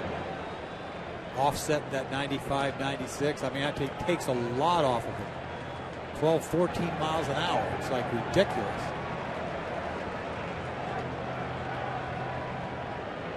And he misses again. 2 balls, no strikes. Fernando Rodney features a fastball that is back up into the upper 90s once again. 2-pitch pitcher, as many late inning relievers are. Kind of like his left-handed cap, too. Helps him get lined up, right? Been 10 days since his last outing. And he didn't pitch much down the stretch for the Cubs. Why 2-0 changeup? I mean, I know it's a 1-run game, but he's confident in his changeup, but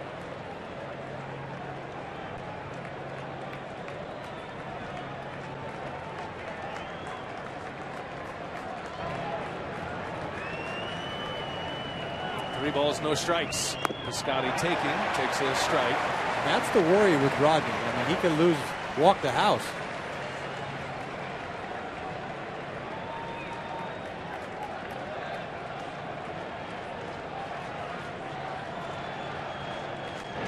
See what he has in mind here. 3-1. And he missed with a fastball. Piscotty is aboard. And the Cardinals put the tying run on with the muscle coming up. Matt Holliday will bat. And Piscotty reaches once again. Hit a 2-run homer in the first. Now he's on via the walk. And here is Holliday. And Chris Bosio on his way out. This might be a strategy discussion. Maybe the pitch sequence that he saw from Rodney. You got to get somebody hot just in case he can't find the plate, too. I mean, it was a short start by Jason Hamill, taken out in the 4th inning. So Madden started early with his relievers, Grimm and Wood and Cahill. The left-hander is Clayton Richard, and the right-hander is Pedro Strop, who pitched last night. Both of them pitched last night. Richard went just a third of an inning last night. Strop looked good last night. Sure did. Strop in an inning with 2 strikeouts. If you're Joe Madden, you're probably feeling like you're an inning behind with your relievers, meaning you had to go into your bullpen an inning early. Rodney is the key to all of this in his first postseason appearance. For the Cubs anyway this year. Piscotty at first. Matt Holliday at the plate, and a check on Piscotty. It's Rodney. Just letting him know he's thinking about him. I'll tell you what, it used to be a high wire act. A lot of those saves by Rodney. He's not going to get a chance for that. If he messes up, he's gone. And Holliday. Chopper on the ground. That is just foul. And I mean barely foul. Called by the home plate umpire. Holliday didn't even get out of the box. That ball was close to being fair. Just missed the bag. I mean, that's like inches. Yeah, you could see Bryant. He wanted to try to field that with Holiday not running, but a good call. Anything in front of the base is the home plate umpire's call. And Carlson was all over it. Wow, what a pick by Montero. Man, oh man. It's a backhanded pick on a ball in front of the plate. That keeps Piscotty at first base. Keeps a double play intact for How about the this Cubs. pick? Backhanded pick. Clean. 95 miles an hour. Are we calling that skill or luck at this point? I don't know. No comment. I don't know. Not exactly textbook. You're not expecting a fastball that far in front of the plate.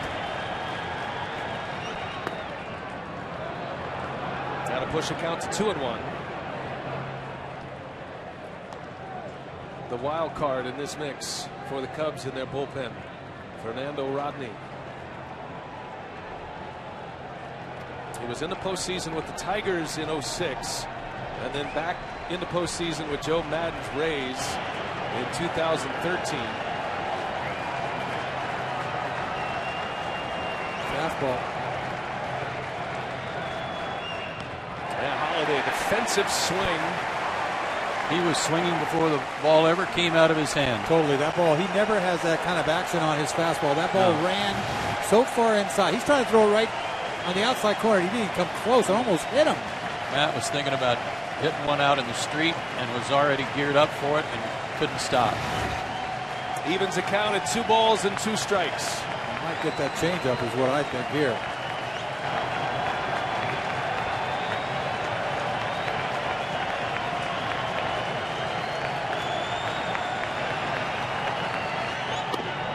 Back in there he goes, and he missed with it. Rodney is charged up. That fastball coming in 95, 96 miles an hour. Every team's got a guy in the bullpen that's considered a bridge, getting to the guys that are at the end of the bullpen that close out games for you. Today they had to go to the bullpen so early. Typically this would not be, as you said, Brian, a Rodney spot to bridge that spot, but here he is. Big pitch coming, and Holiday in the air reaches out for one. Fly ball playable for Schwarber. The second out, back to first goes Piscotty. Took something off that one. I mean, that's gutsy right there, isn't it? 3-2 changeup. It's incredible that he even made contact. You think about it, after 95 miles an hour. And Joe Madden is on his way out. Pitching change coming. Fernando Rodney gets 2 outs. Leaves a runner at first, his responsibility. That is the tying run, and Joe Madden back into that bull. Cardinals are trying to get this one back to St. Louis on Thursday. Clayton Richard maybe out there for just one hitter, Joe. Jason Hayward will bat for St. Louis. Yeah, and Hayward just 1 for 11 against him in his career. Jason splits against left-handed pitching this year, much improved over his career numbers. Cardinals with 2 outs in the 7th inning. Tying run at first base and a strike in there from Richard. Boy, that is nasty coming from the side right there. Ball might even cut a little bit. And his breaking ball from there now is a big sweeper. Strike 2. That's unhittable right there. Crossfire. It's unhittable because it's a ball, but pretty nasty.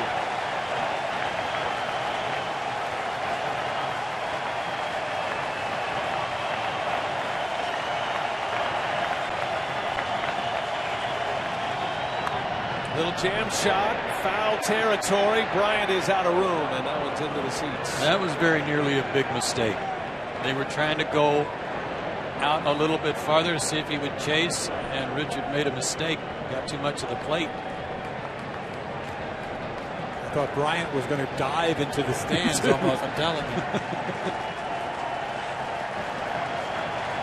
Madden started using Clayton Richard a lot more in the last month of the season in late innings. 2-strike pitch. Hayward takes a ball down and away. 1 ball, 2 strikes on Jason Hayward. On base all 3 times today. 2 walks and a single. He scored a run in the 6th inning.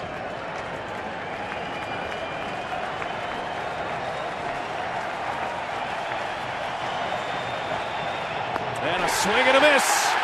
Clayton Richards strikes out Hayward to end the inning.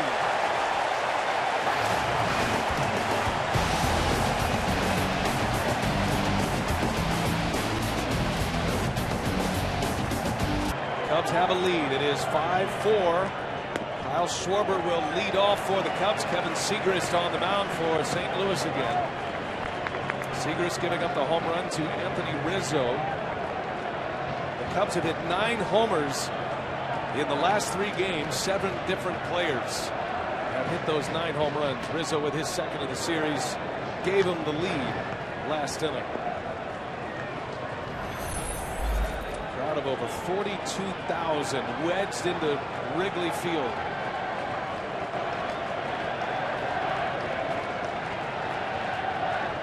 And Schwarber sends one high and deep, way back, and this ball is long gone. Mercy. What in the world? Over the scoreboard, on to Sheffield it goes. Schwarber with a booming home run, and the Cubs have a 6-4 lead. Whoa! What a statement. That ball was absolutely crushed. It wasn't just high, it was far. Fastball in, and he turns, and I mean to tell you, look where this ball lands. In Pittsburgh, it went into the river, didn't it? This one goes over the Budweiser sign, didn't it? It did. My goodness. Montero now, and he takes a strike. Boy, the home runs are just flying out of Wrigley Field the last couple of games. And this Cubs power-packed offense is delivering in the clutch. Rizzo put him ahead. Schwarber adds to the lead. Now Montero. And a strike in there. Give Joe Madden a tip of the cap on that one, too. He knows about these splits for Segrist. He left Schwarber in there to hit against him instead of using DeNorfia or someone else to pinch hit. That ball was crushed. I don't know if StatCast even got a measurement out there in the street or against the buildings. I hope so. Anxious to see how far that one went. Absolutely. First Cubs rookie with 3 home runs in a postseason, Kyle Schwarber. They're battling for it, all those rookies with the home runs in this series. And the 1-2. Montero, a high fly ball to right. That's hooked, and it's going to end up foul. And the count will remain a ball and 2 strikes. Cubs hit 6 yesterday. 6 different players homered. They've hit 3 here today. Baez, a 3-run shot in the second. Rizzo and Schwarber with solo homers. So the 9 homers is a new record for home runs in back-to-back games in the postseason. It's a major league record. And a swing and a miss. Segrist strikes out Montero. Back to the Schwarber homer. This is one of the longest home runs I've ever seen hit by a left-handed hitter. Off a left-hand pitcher to boot. John Cusack with the rally hat on. And that Cubs bench just erupting, all smiles. Look, I mean, they're like in shock. Yeah, they are. Too. How many curtain calls have we seen already in this series by both teams? He deserves that one. Tommy La Stella is going to pinch hit for the Cubs.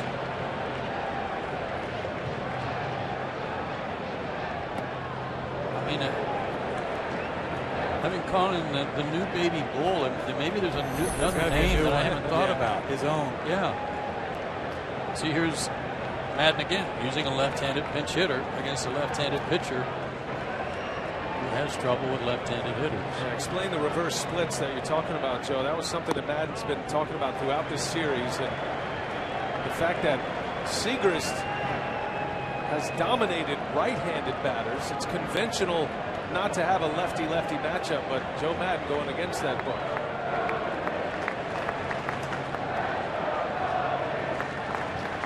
And Stella swing and a miss. He's mostly fastball changeup to right-handers, and the changeup is his out pitch.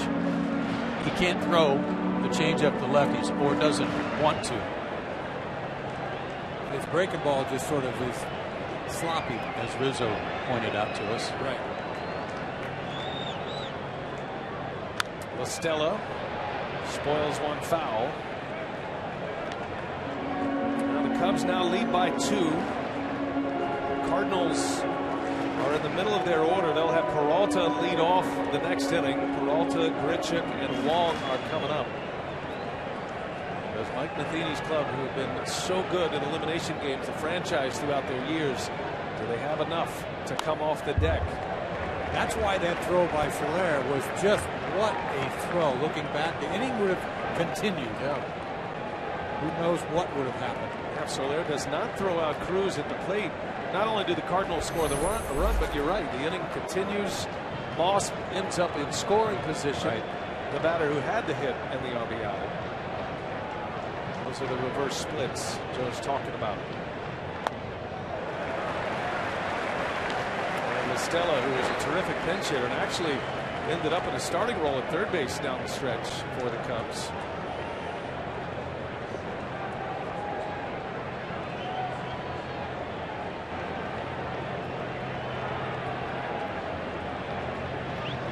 First at bat in the series for LaStella. And the 2-2, a swing and a miss. Down he goes on strikes. Back-to-back Ks for Segrist. Some of the StatCast information on the Schwarber home run. It's powered by Amazon, and they're calling it 418.9 feet. I don't know. How about the exit velocity? 112 and a half. 112. I'm gonna, with all due respect to our friends at StatCast, that one went farther than 419. I agree with you, Joe. Out on to Sheffield it goes. So Segrist is out. Back-to-back Ks, 2 outs in the inning, and the Cardinals will bring on big Jonathan Broxton. 6-4 Cubs. Javier Baez. The numbers for Jonathan Broxton. It's their appearance of this NLDS. Giving up 1 run in 2 previous innings. Does have 3 strikeouts. Gave up a home run. And Baez, who hit a 3-run shot in the second. There's a swing and a shot into left field, a base hit. On the first pitch, Baez keeps the inning alive. Obviously, the Cardinals can't afford to give up anything more. You got Broxton out there. It's really not throwing the ball all that well, velocity-wise. It doesn't seem like the same guy. Gave up a home run last night. All Baez has done since he came in to play for Addison Russell last night. He went 2 for 2 last night. He's 2 for 3 today with a single and a 3-run homer. Not bad. And that home run in the second inning, that was a difference maker. Cardinals did manage to tie it up with 2 in the 6th, but the Cubs have had solo homers from Rizzo and Schwarber in each of the last 2 innings. As Fowler takes a ball.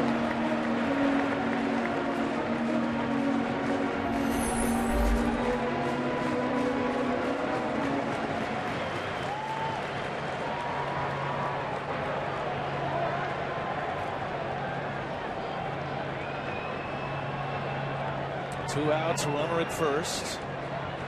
And a check on Baez. Has good speed. Fowler homered off Broxton last night. That capped off the 6 home run game for the Cubs last night.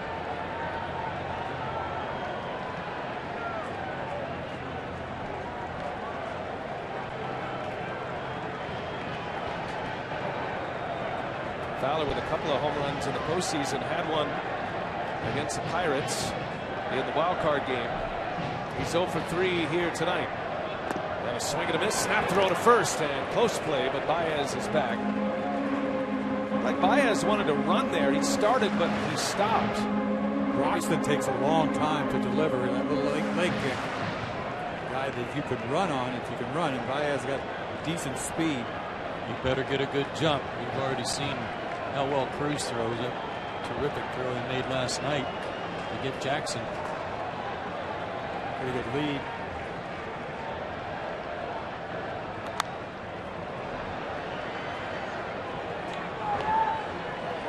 I think I would think about sending him right here. Why not? If he gets thrown out, then you got Fowler leading off the next inning. Pedro Strome looks like he's coming out for the 8th. Johnny Peralta will lead off for the Cardinals. Clayton Richard comes on, strikes out Jason Hayward to in the 7th inning.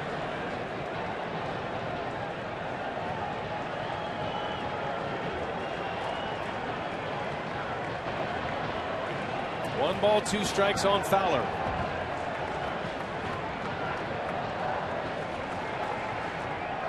Long pause, Broxton. And Fowler takes a ball. Baez not running there. They were looking for him to, though. It was about as close to a pitch out as you can get without it being a pitch out. Broxton trying to hurry up and get rid of it.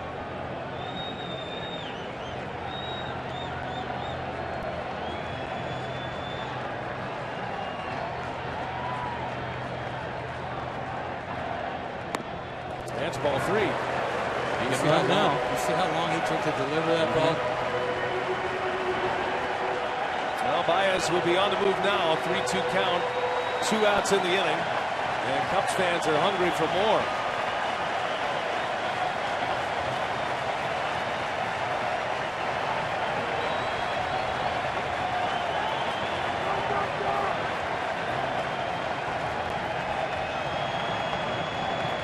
Tony Cruz on his way out. Broxton not in agreement with the call there.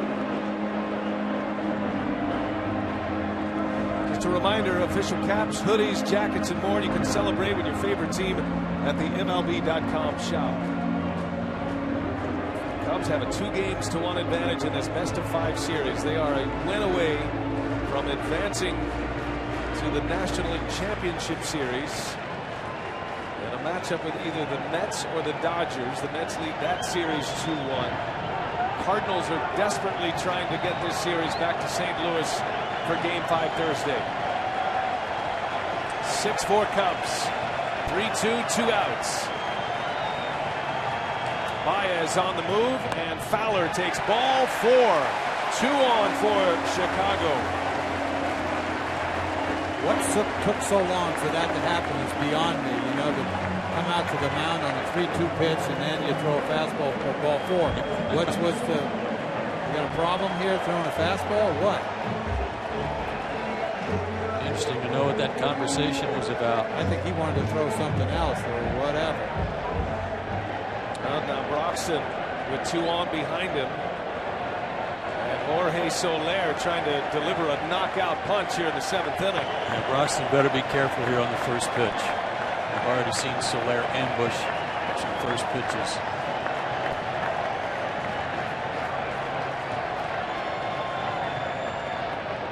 And he swings, and it's in the air, slicing into foul territory. Piscotty is there, and the inning is over.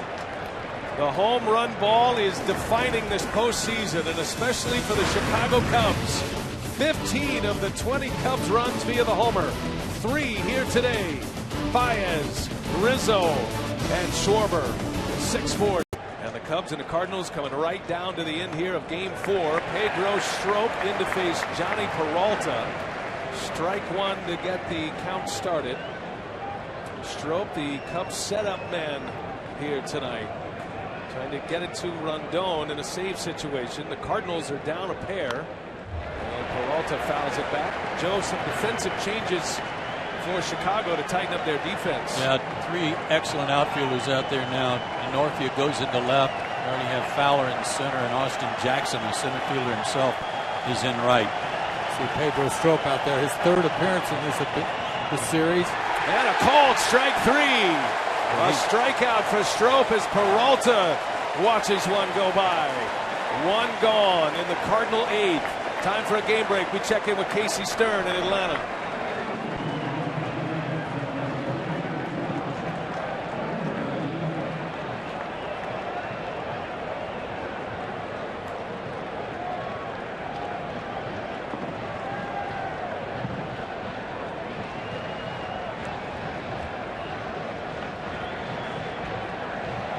All right, Casey, thanks. And One away. Here's Greg Garcia pinch hitting for St. Louis. Stroke, he looked good last night, and he continues that with a breaking ball to punch out Peralta looking. Peralta and Garcia with big regular season home runs against Pedro Strop. Garcia had a pinch hit home run to tie a game earlier this year in St. Louis against Strop.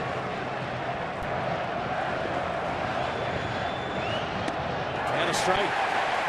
94-mile-an-hour fastball. 1 ball, 2 strikes to count on Garcia.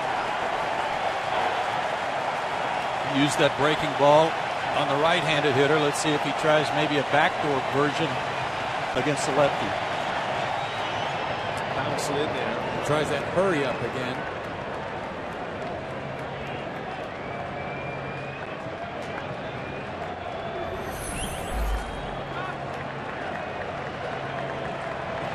Saw the quick pitch. He didn't throw the fastball quite as hard. The hurry up fastball only went 90. There it is again. 2-2 and a cold strike. Strop strikes out Greg Garcia. That's like a quick pitch slider. He did it back to back, the fastball, then the slider on the corner. Now it's Chevy truck month. Time to make a strong decision like choosing a Chevy Silverado. Chevrolet proud to be the official vehicle of Major League Baseball. 2 outs, back-to-back Ks, big ones for Strop. Now Colton Wong. He's 0 for 3. Wong swings and rips one. Right field foul, hooking into the seats. Boy, he likes the first pitch too. He's looking first pitch fastball. He's been getting hooks thrown at him all night long. The power game on display. The home runs for the Cubs, the strikeouts. Cubs are 4 outs away. Cardinals desperate for a base runner with 2 outs here in the 8th. And Wong on the ground, right to Rizzo. Nice easy hop for him. And there is the 8th inning for St. Louis. Pedro Strop, 3 up, 3 down, 2 strikeouts. 6-4 Chicago. Bottom of the 8th coming from Wrigley.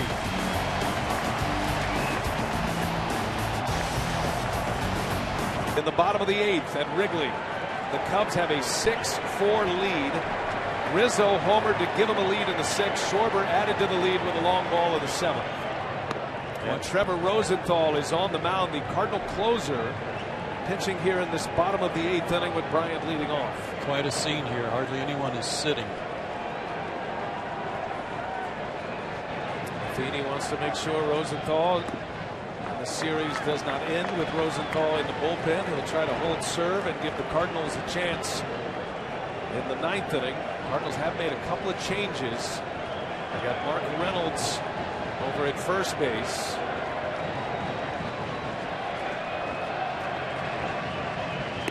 As Bryant takes a ball. Got to keep it right there. Rosenthal, it's a totally different time coming into the game. I don't think he's ever come into a game, you think about it, losing. That moves Piscotty out to right field, and that moves Hayward into center field. They're only down 2.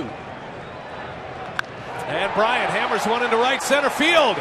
And that ball is going to be one hopped into the ivy. Bryant on his way to second and thinking about third. He's on his way. The throw comes in late. A wild throw. It's a triple for Bryant.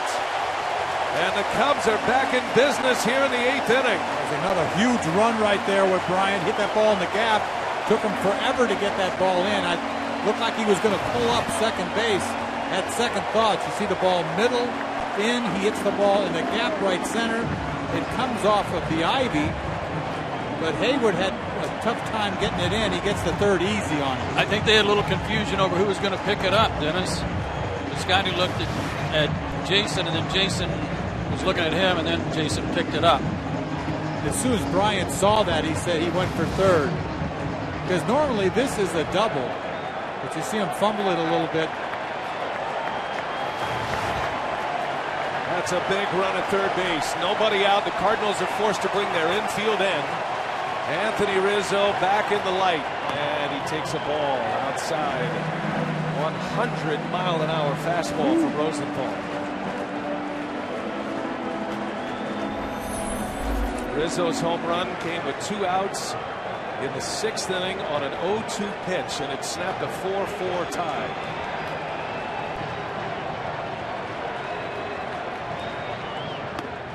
Strike. 1-1 on Rizzo. Rosenthal's got a great changeup to go along with that almost 100-mile-an-hour gas.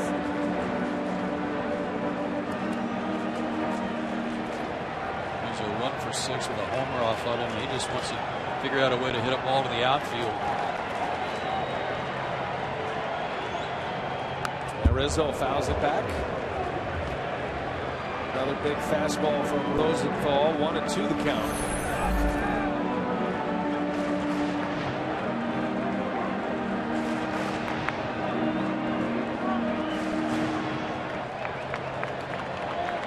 I don't think he's going to get cute right here. He's just going to air it out. The 1-2 and a swing and a miss. He struck him out. Rosenthal back to the fastball. Call Dennis. It's not that tough when you throw 100 to make a decision. You know what I mean? You just throw something up out of the strike zone. He's got no chance. That ball's in the glove. Power on power, and Rosenthal wins that battle. 1 gone in the inning. Here is Starlin Castro. Press box is shaking. It is.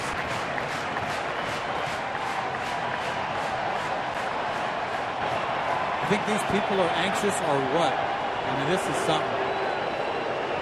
Been a long, long time. Last time the Cubs won a postseason series was back in 2003. We're going to put him on and give him a chance to get out of this inning with a double play. So Castro will be intentionally walked. Remember, Madden made defensive changes last inning, taking Schwarber out.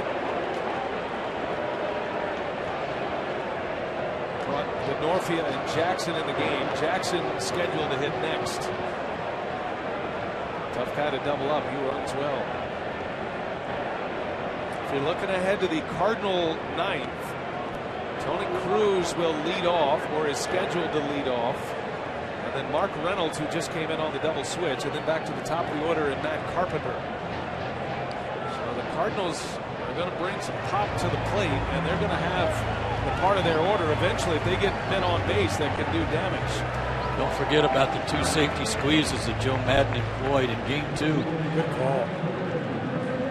I think it's hard to bunt this 100-mile-an-hour cheese, though. It's hard to do anything with it. Joe Madden says it is a Don Zimmer play, the former Cub manager who was a longtime confidant and part of his staff in Tampa Bay. The 1st and 3rd with less than 2 outs. The bunt is such a great play for him. Puts the defense on alert. If it's a good bunt, it can allow a run to score, and it can advance a runner. Jackson very fast. He was a big part of that 5-run second inning in Game 2 with a stolen base. Interesting. They put the runner on at first, but they've still got the infield in. And infielders in on the grass too. Maybe just the talent of Castro for that intentional walk. And Jackson takes the ball. So they give you second base, aren't they? I mean, looks like it. Carpenter deked over to third base and tried to get Bryant to take a short lead. They're aware that they might bunt. Bryant has very good speed. It won't take much to get him in the outfield. Medium depth is all you need. And there goes the runner. He stops. Castro broke, then stopped. And the pitch is outside 2-0. Little fake safety squeeze. Cardinals have good arms in the outfield, in center field, and right field. Strong and accurate, both Hayward and Piscotty. You see how far up Reynolds is. I mean, he's way up.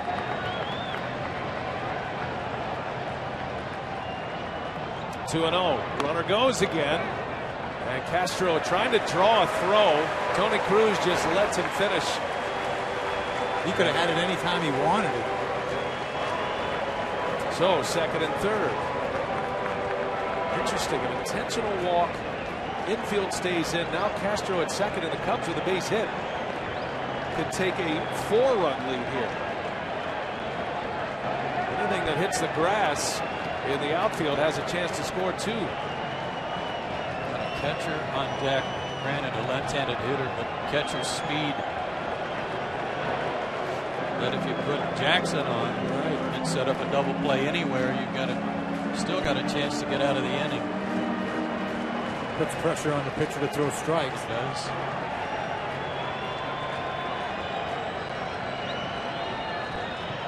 Rosenthal deals, and the bunt is on. Back to the mound. Rosenthal to the plate. The tag out at the plate. Rosenthal, calm and cool, makes a little backhand shovel to Cruz. And the Cardinals cut down a potential run at the plate. Nicely done, but just bunted a little bit too hard right back to the pitcher. He has enough time to shovel it. Almost got in right there. The tag does get him, but everybody's looking for it. They gave it to him. They made the bunt. The pitcher made a nice play on it. Had plenty of room to slide. Had the alley there to get to the plate. Perfect execution defensively by the Cardinals. Second out in the inning. Still first and third now. And 2 away for Montero, who is hitless.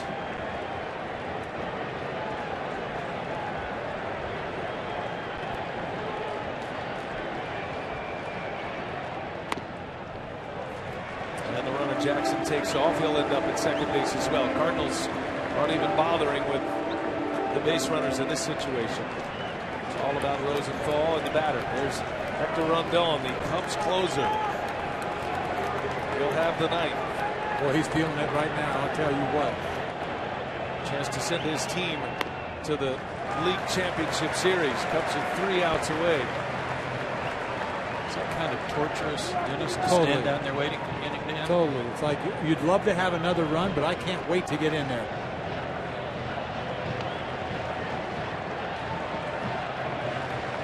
2-0 to Montero. 3 balls, no strikes. Rosenthal sticking with that high fastball. Montero able to lay off it. That's all we've seen is gas. Yeah. Green light here. You better expect him to be swinging.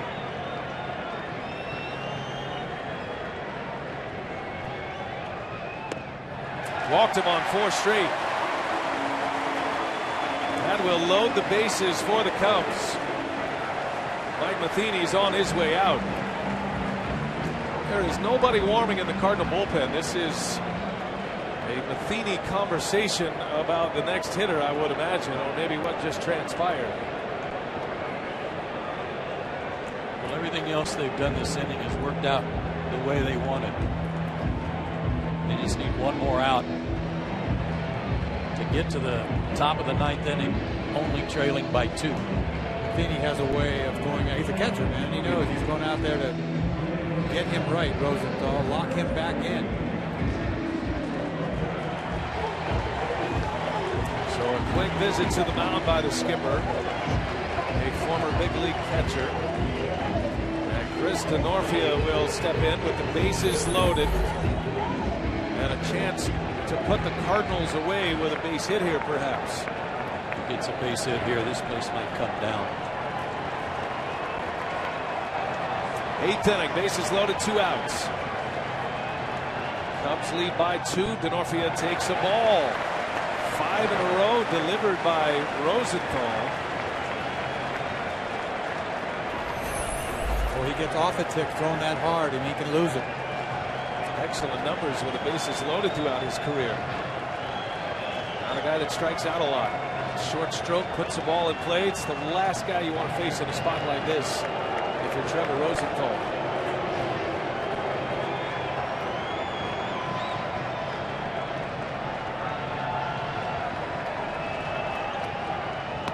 There's a strike.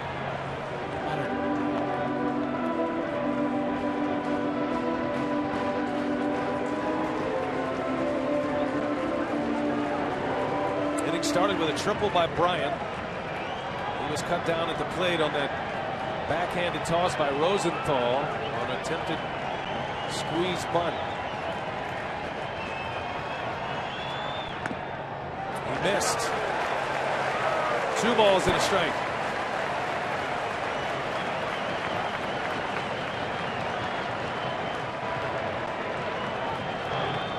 Castro at third had an intentional walk. Jackson at second. And Montero at first. Chris Denorfia takes a ball.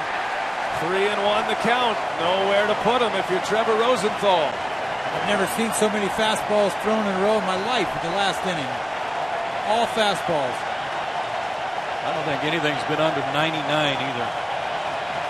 Big pitch.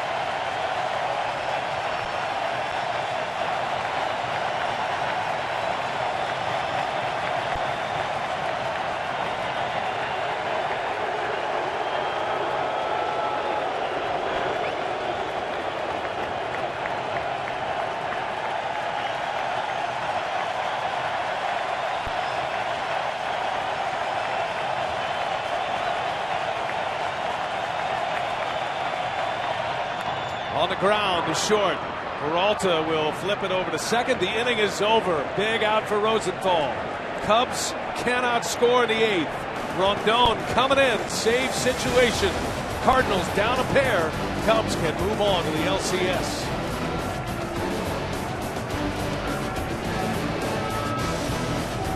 Series 30 saves this year. Eck Rondon will match up against Tony Cruz to start this 9th inning. It's done what he's had to do all year long. Now he's got to finish it off.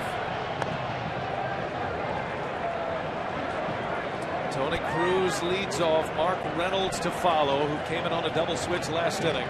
And then Matt Carpenter. This is 8, 9, and 1 in the St. Louis batting order.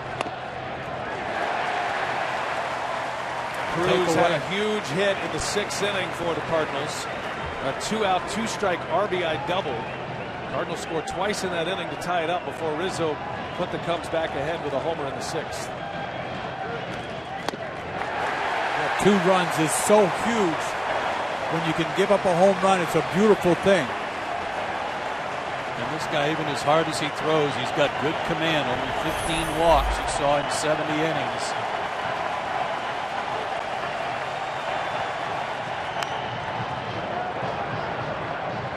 Cardinals won 100 games this year, the best record in the major leagues, the only team to win 100.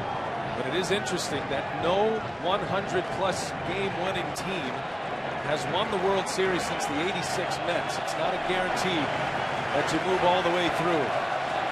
And the Cubs are on the doorstep of elimination here in Game 4. Those are National League numbers there.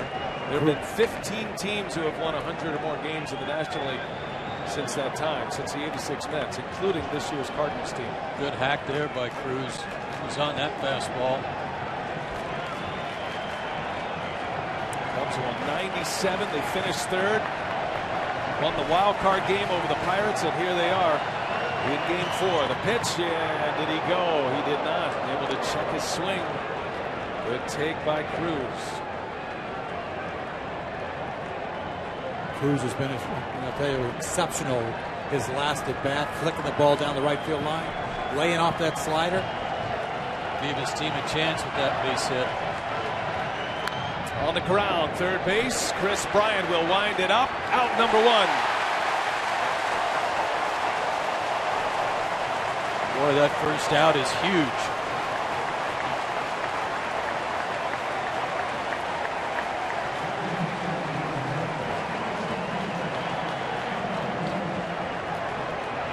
This crowd wants to get so excited, but it's like it's almost nervous to get excited. They're Cubs fans. Yes, it's like wait. Here's Mark Reynolds. Cubs fans have never seen this team clinch a series in the postseason at Wrigley Field. It's never happened.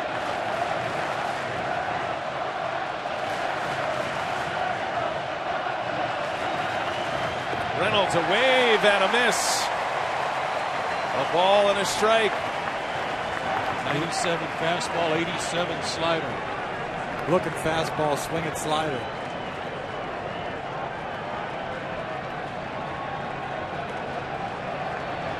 Hector Rondon. Got Reynolds 1-1. And a foul out of play. 1 ball, 2 strikes.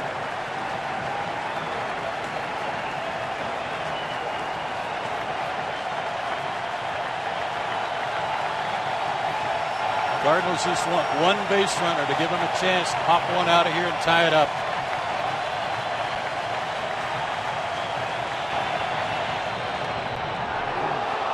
Didn't miss by much.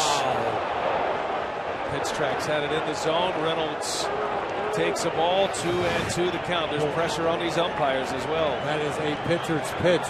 You got to have that thing. 2-2 the count. And Reynolds, a swing and a miss. 2 outs.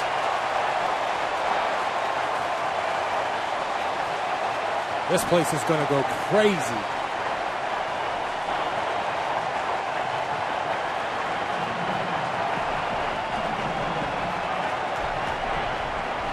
The Cardinals, as an offense, 13 strikeouts last night, 14 here tonight. 12 coming out of the Cubs bullpen, which started early in this game. They used the bullpen in the 4th inning. Cardinals down to their last hitter. Here's Carpenter, and a swing and a liner into left field, a base hit. Matt Carpenter keeps the Cardinal hopes alive. A 2-out single to left. That's all they were asking for. A chance. He wasn't trying to go deep. He's just trying to get on base. Who's the guy that hit a 2-run homer in the 9th last night? Hello. Standing at the plate. There have been so many great moments by rookies in this series, and it's going to be a rookie who steps in it right now. Stephen Piscotty. And the pitching coach, Chris Mazzio, on his way to the mound. 3 postseason home runs for Piscotty. 2-run home run in the 1st inning of this one.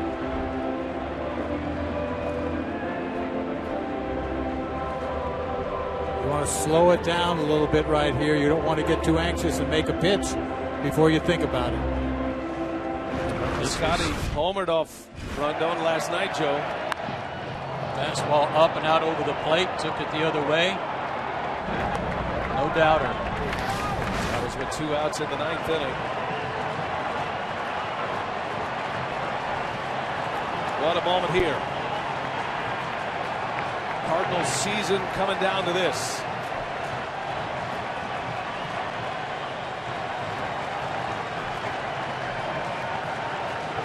Carpenter not being held on at first. He'll take off, and a swing and a foul tip by Piscotty. Good spot for that slider right there.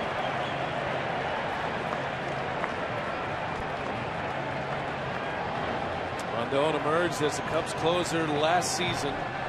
29 saves last year. Saved 30 this year. The 0-1. Carpenter goes, and a swing and a miss. No balls, 2 strikes. Carpenter ends up at second base. Do that again, and it's over.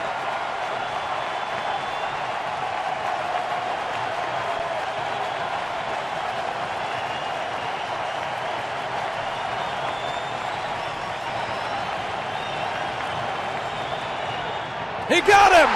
A strikeout! The Cubs win! The Chicago Cubs are heading to the National League Championship Series.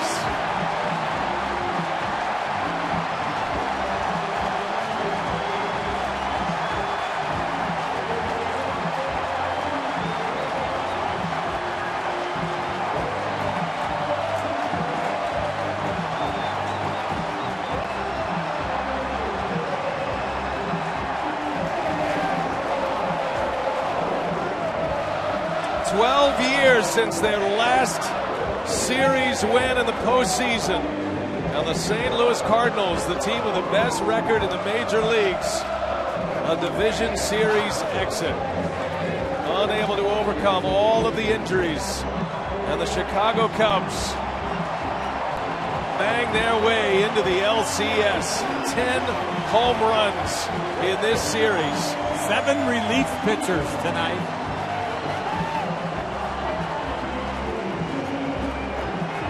The big home run by Rizzo. Back-to-back nights off the same pitcher. Game winner, really. They fly the W here at Wrigley Field tonight. 6-4 the final score. 6 home runs last night, 3 more in this one. And the Cubs are moving on, Joe. It's incredible, the whole sense of what's going on here in this ballpark. To think that it's over 100 years old, and this is the first time they've ever celebrated at Wrigley Field in a postseason. But this is not surprising at all. This is a good team. They could run the table, this team. I think the best team won, and I say that because the St. Louis Cardinals have been playing shorthanded all season long, and for the fact that they won 100 games is absolutely amazing. Great work by St. Louis, but they were outmanned in this series. The team that has dominated this division, the St. Louis Cardinals, their 5th consecutive trip into the postseason. They were looking for their 5th straight trip to the LCS, and they were denied by their longtime